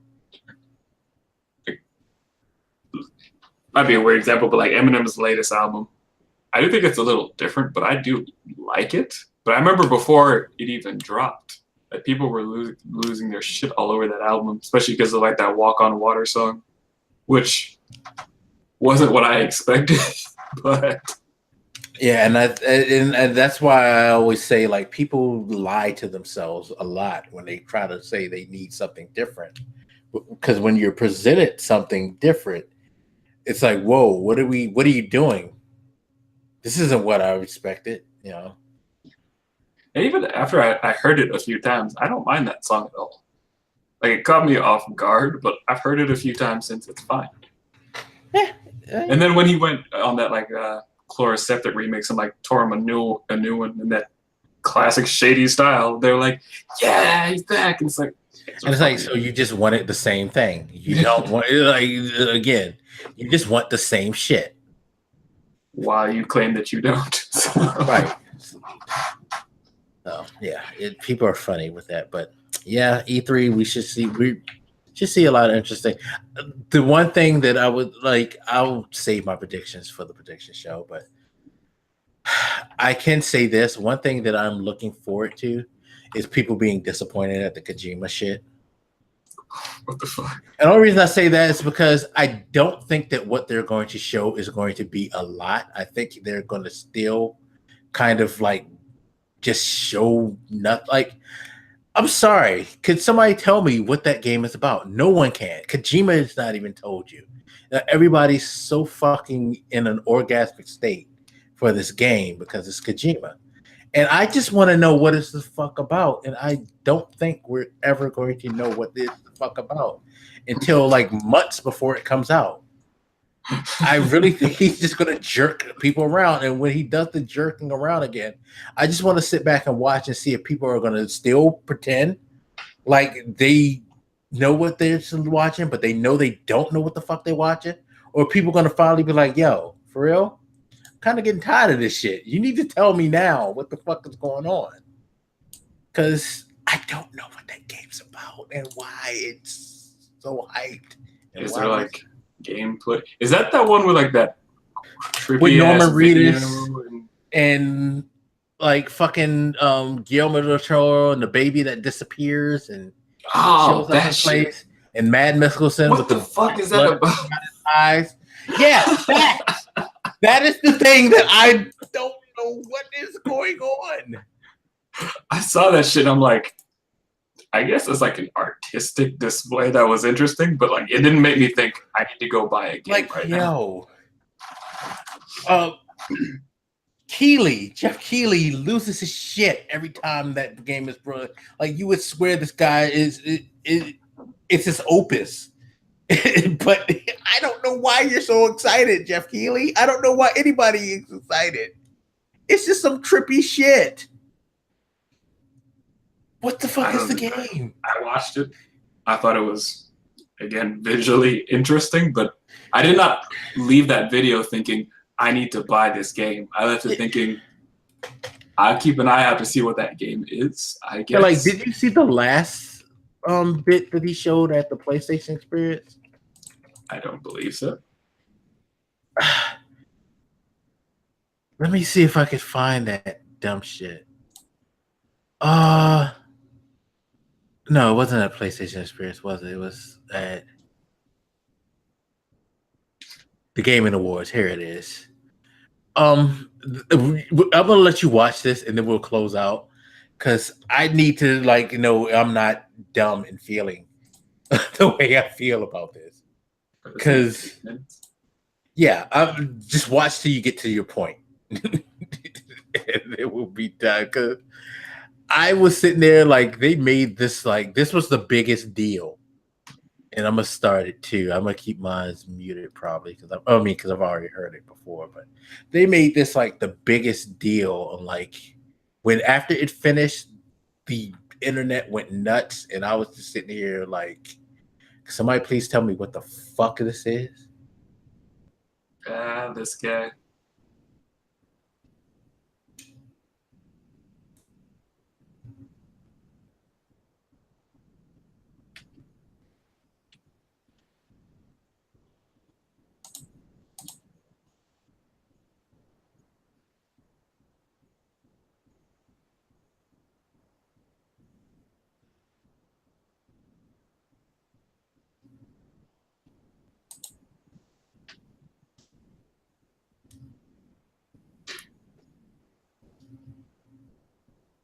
And apologies, people, for the silence, but he needs to. I'm sure the black guy will edit this out. No, I'm not going to edit it out because I No. need y'all to. Because I know it's not going to stay silent because you're going to be making comments. I expect that to come soon. If you're where I think you're at. Because I'm watching it too, and I'm just sitting here. It's like a sci-fi kind of game. Like, what the fuck is happening? See?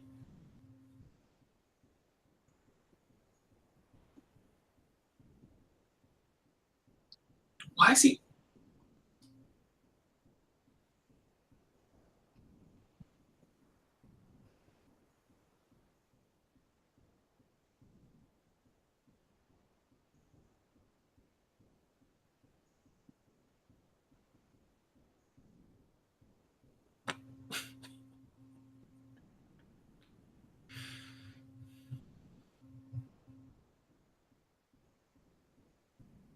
Okie dokie.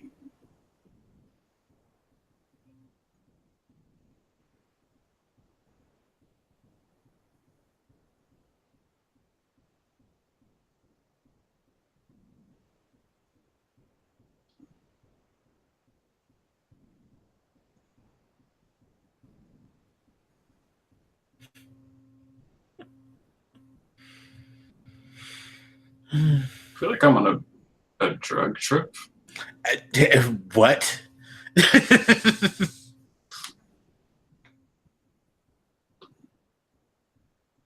I've never been on one, but I imagine this is what it's like. Dude.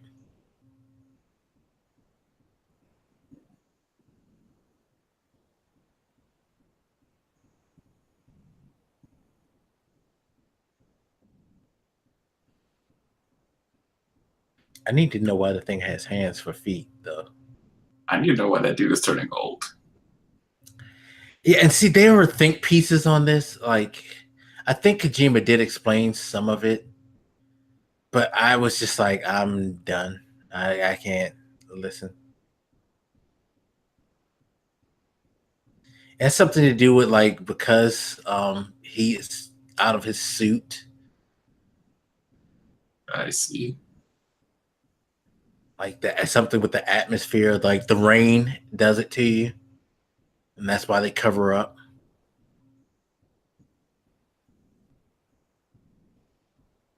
What the?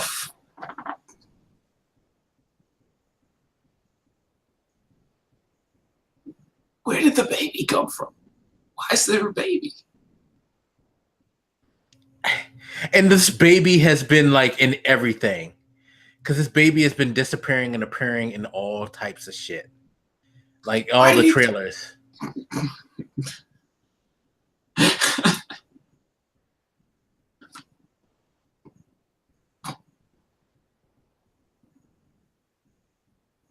I am nothing but confused right now.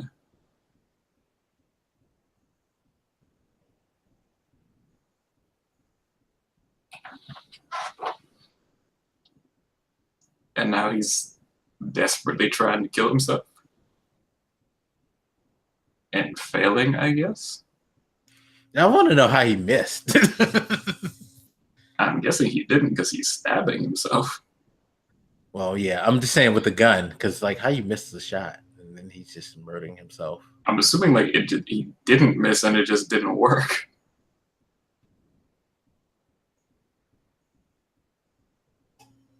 That dude is big.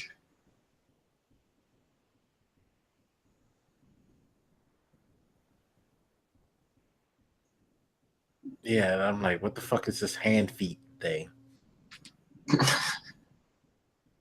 He has hands for feet, and he has I don't know what the fuck those are for hands. I feel like that's the least weird part of this video. Yeah. Yeah. I know you're like holding in on it, like, but if it's you like go like to the other videos of it, like the beginning one where you just see like you go through the last 3 years of this thing, like the reveal trailer. Apparently there's some type of progression with this baby. Like I think they're doing everything in reverse. I think this is actually the first. No, this is the second. I think the second trailer is actually the first in sequence. Because in that you see Guillermo del Toro and he has this baby. And he's carrying the baby. No, fuck. Oh, you finally got to the like ending part. That's right. It's another 2 minutes. I forgot. Yeah. Gross. What? Yeah. Mm-hmm. You see the baby with the thumbs up. I didn't even see the thumbs up because I freaked out. Yeah, the baby puts his thumb up. He gave him the thumbs up side. Now I gotta hop back. Yeah, go Oh back. my You see gosh. the baby like is sucking his thumb, and it's like, hey. What the fuck?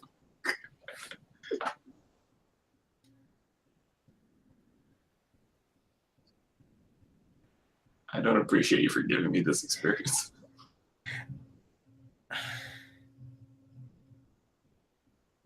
Has there been any gameplay of this? No, this is like the most that you've seen of this game. What I'm showing you now is the lion's share of what you see because yeah.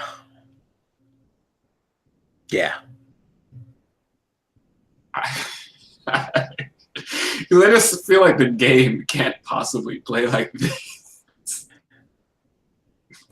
That's what we're all trying to figure out. It's like, what is the gameplay? Because that was the reveal. And then after the reveal, this is when Jeff Keighley orgasmed on stage and nearly shed tears in ecstasy because Kojima blessed him with that video. The reveal is much shorter. All these things are long, by the way, way too long for what they need to be. Because the reveal was 3 minutes itself, and it showed nothing. I'm just curious. Because, like, if I were to not think of it as a game, if I just thought it was like an art piece, I'd be like, I don't get it, but fine. I'm sure it has some kind of meaning in there. But And like, that is the whole debate of this thing. It's like, is this a game or is this just him doing some weird, artsy bullshit? Like now that Sony has given him unlimited money and let him do whatever the fuck he wants, he's just going balls to the wall. which I don't mind, I guess. But like, I guess my point was, I don't feel like it's good. Sony exclusive. Sony actually has a contract with him, if you didn't know, for like 3 or 4 games exclusively with this new studio. So Phenomenal. We as PlayStation owners are exclusively going to get the mind of Kojima.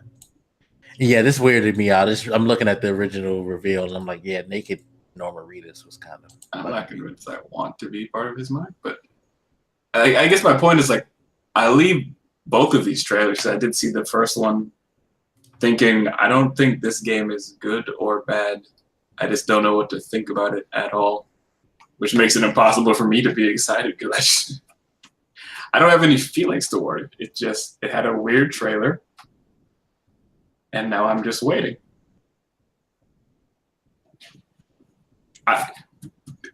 If somebody's excited, I would love for them to explain why. Every time I ask, it's just because Kojima's a genius. Did you not play Metal Gear? You know this guy is always such a great director. It's like, what does that have to do with this fucking game? Like, I don't get it. And to be fair, there are some of the Kojima experiences that, yeah, were cool. Like, if you never got to experience the demo to Silent Hills, no, it's not my kind of thing. I actually was forced to play it. I'm sure it's still somewhere on YouTube or where I freaked out and had to end the game because that shit scared the fuck out of me. Like, the icon that you see on my YouTube channel, that's where that comes from because somebody screen captured the freak out moment And I just like, fuck it, I'm going with it. This is my icon. I just rolled with the joke. But yeah. I wonder if yeah. I don't know. I'm not shit talking Kojima's skills or anything, but you have to take each individual thing as its own thing, and I'm still waiting, I guess, is my... Yeah, I need somebody explain. Lucy, explain. I can't just roll with it's People Kojima. went nuts for the first one. They went nuts for the Mad Mikkelsen shit. They went nuts for that 8 minutes that I just subjected you to. I don't know why. Like, what's the fuck? Like Get Out or whatever that Peele did. That movie got a lot of good attention. It's a good movie. But if somebody said he's doing another movie, I wouldn't just be like, "Oh shit, he's doing another movie." I'd be like, "Let's see a trailer. Let's see what it's about. Give me some." Yeah, because everybody's gonna go nuts. He is actually doing another movie, and people are losing their shit over that. By the way, Do we know what it's about? it's another horror type movie. I forgot what they said it was supposed to be about, but yeah. I mean, we'll see. It's because Get Out was great. Don't mean this is so. Calm down. And I still want to know what the fuck is up with the crabs too. All the goddamn dead crabs in each of these trailers. I wouldn't know anything. Does he hate crustaceans or something? What the fuck? You got crabs, a fucking baby. I'm waiting for something basic, just some basic information about what the fuck I was looking at. And then like the second one weirded me out because it's like they're in some weird World War II element. It looks like. So are you time traveling? Because why are there fucking like P-51s? Yes, I know the planes because I'm a World War II nerd. Flying in the skies. No. Sorry, I was looking at a video and they brought up The Last of Us 2. I'm like, don't show me shit. Oh, so you still haven't seen the arm break thing? No. Oh wow, you need to watch that shit. That shit's fucking brutal. That's the most brutal. No, seriously, that is the most brutal fucking gaming trailer ever known to man. You really need to see last year's E3 footage from The Last of. People lost it. People were literally mad at Sony for that. I saw the backlash and I still resisted. Because I was like, you're doing Last of Us? That's all I need to know. No, seriously. We're going to close out on this because I need your reaction on this. Seriously, sir. It's not spoiling anything. It's just a moment in the world. Please. And then we're going to close out. And again, thank you guys for putting up with us doing half show political, half show video games. But E3's here. I'm excited. So, and just be ready for the 4-hour podcast me and Eurostrix are going to do with our predictions. So just let you know. About to say we didn't talk about wrestling at all. Nah, fuck it. Video games took over. That's fine. Wrestling can wait because, yeah. Did you send me some shit? Yeah. Yeah, this is you need to see this teaser trailer, and I need you to like watch it, and I need to like look at your face now because I already know. I have an idea of what it's going to be like. So actually, for the people, I'm going to just make you the highlight right now, so no one sees my face. Dark and stormy night.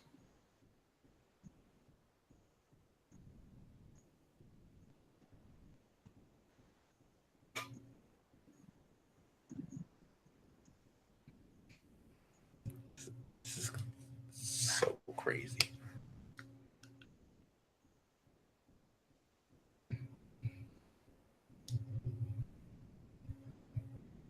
I mean, this show is like 5 minutes, so you know. Yeah, I know. Trust me, it ain't an easy 5 minutes. Not at all. Hey, they're not alive. Nah, they're not. No, sir.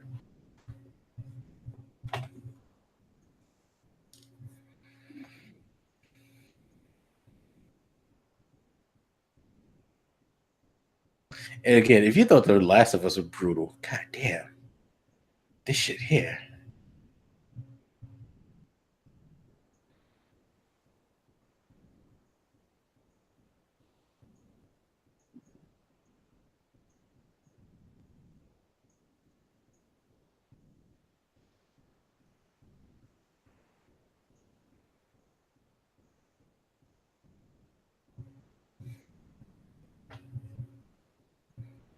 Wait for it.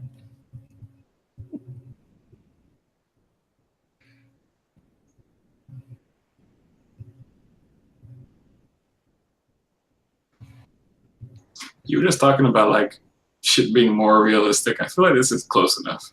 Yeah. Oh, is it realistic? Is it?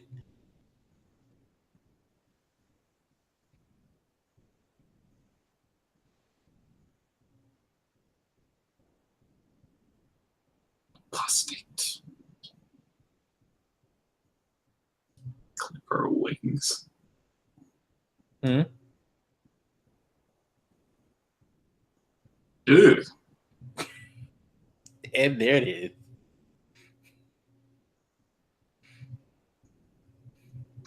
What the fuck?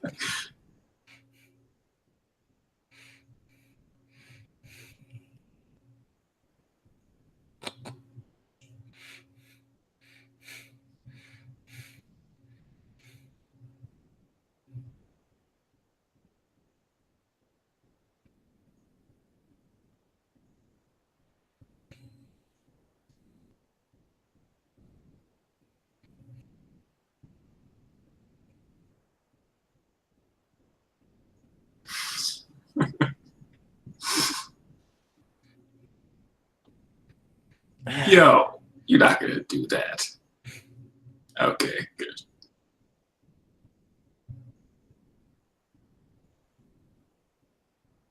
Bruh.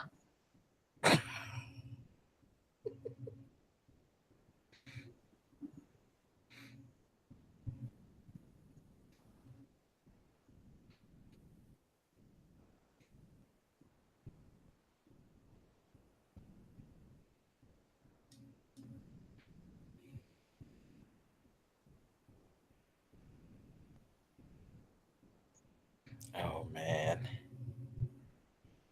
So good.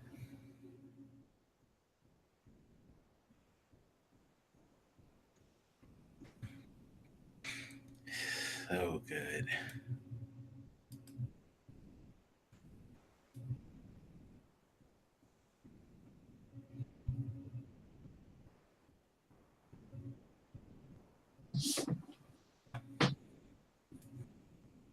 Oh, why are you making it dramatic, bruh? I don't like that shit.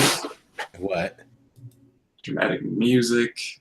You said demons are coming.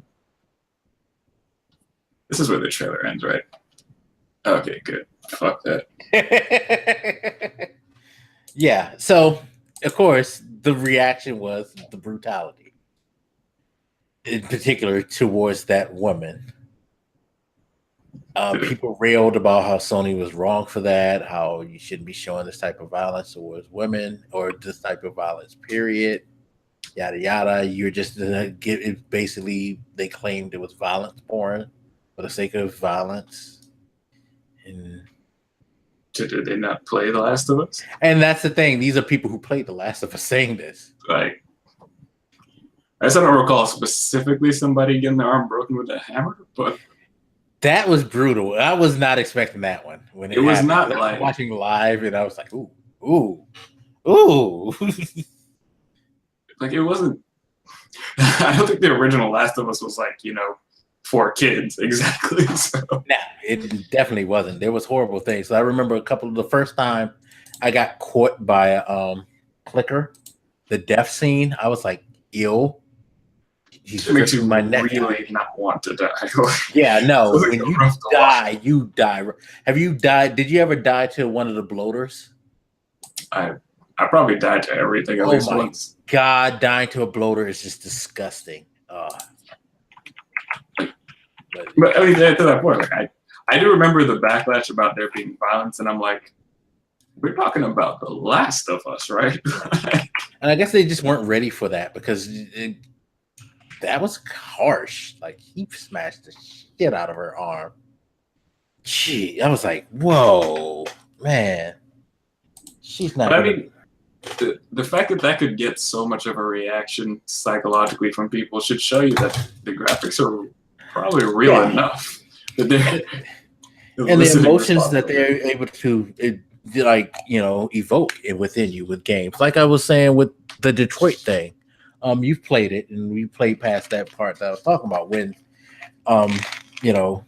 with the little child. And everybody knows this part because it was shown at a Sony event where they actually played through a scenario. So I'm not spoiling anything. That scenario that they did when they had them play through, like whether or not you were going to save the kid from her father. Yeah. And how they kept telling you, don't move. And once I heard her scream, I pushed the stick to run.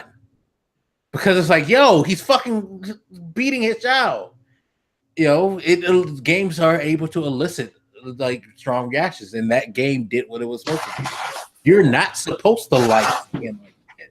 You're not supposed to. If you do, I question you. You'd probably be like one of those people during the Holocaust that were like, I was just following orders. Or it's like there is a psychological effect of being ordered by what you think of as an authority, but it's not the best instinct to follow. Yeah. But I think, you're talking about that game. I know we're closing up, but real quick, there's lots of things that are psychological triggers. So like Chloe, the blonde girl at the start menu who will like talk through your options and stuff. Yeah, she triggers me. Fucking. Like, have you ever just looked at her? Mm-hmm. Like, anybody who hasn't played yet, when you play it, just look at her at the start screen sometimes. Like, she weirds me out. So where are you in the game? I'm still at the strip club. We've been recording, so I couldn't play. Okay, so what have you noticed about her that trips you up? Her smile. Is that it? The way she speaks. Just different mannerisms. I'm sure I'm missing something. So have you noticed anything different about her?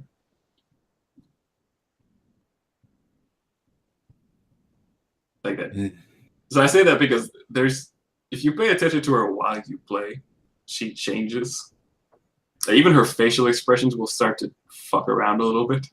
Yeah, that's what I'm saying. Like the way she looks, it just she kind of like it's like you're bothering me, and I feel like you're gonna do something at the end of this game with her that's gonna really, really bother me. So I'm very wary of her. I would say. Like every once in a while, she'll just like ask you random things when you go back to the start menu. Yeah. Like one time she asked me, are we friends? And it wasn't just like a rhetorical question. Like you have to answer, are you friends? And I found myself saying yes, even though like it's not like I built up a connection with her. It's not like I was telling you, one of the times I came back and she was talking about my evening and hoping like I had a good day at work or something like that. She was way too personable. It was an odd level of personality because it's like I could just say no and it doesn't fucking matter. But there's something in me that doesn't want to make you feel bad, even though I know you're not real. She's way too personable, and she's just like, it really messes with you. And again, the game itself, just the different emotions, listen, like the way you feel about certain situations, you just feel like, this is kind of weird. And I'm sure I'm gonna be weirded out by a strip club. Yeah. Like, when you I was hoping you would finish because there's something that Chloe said to me at the end that like really threw me off. She asked you a question. And I found it kind of difficult to answer that question. It's odd. I'll talk more about it when you finish. Well, let's not say this. You can ask me the question because she may not ask the question. That's the thing. She may not ask me. That was part of the reason I was questioning because like I'm not sure if she's reacting because of the way I'm playing, or so. What she asked me at the end Well, I don't want to say it on here because Okay. for people who might be playing, they may not want to know. I don't. It's not going to bother me, All right. but you know. But let's just close it out before we like spoil the. He's a fucking creep, and David Cage is a fucking creep. The sad thing is, what I'm talking about is not even part of the game's story itself. No, I'm talking this is about the menu screen. the menu screen. This is the fucking menu screen we're talking about. That's like eliciting these reactions from us people. Play that game. It's a very, very interesting experience, definitely. But thank you for listening to us. We appreciate it. We hope you guys enjoy the show. Hopefully, next week will be kind of weird. I'm gonna have to figure out the schedule because me and Eurostrix are going to be doing a lot of E3 stuff, and I don't know how we're going to coordinate and time that, if we're going to do it live on the day or the day after, some of that stuff. So I'll tweet, just all our information is in the description. I'll tweet whether we're going to have a show or not, or if it's pushed back because we're dealing with the E3 extravaganza, because Nintendo is on Tuesday. I mean, we're not going to watch live, but we're going to pay attention. The biggest gaming show of the year, Nintendo. It's always a big spectacle, E3, and with everybody. It is funny because as big as it doesn't seem like it was in years past, it's still like one of those great moments if you're really into the gaming community. Just come together and just like look forward to, you know. Sure. But that's gonna wrap it up. So I guess that's it. Any parting words, sir? Play Detroit, guys. I do think it's a very interesting game. It delves into a lot of topics concerning AI, some of which I probably broached before, but some I never really. I probably thought or read about them, but I probably never brought them up here in the podcast before.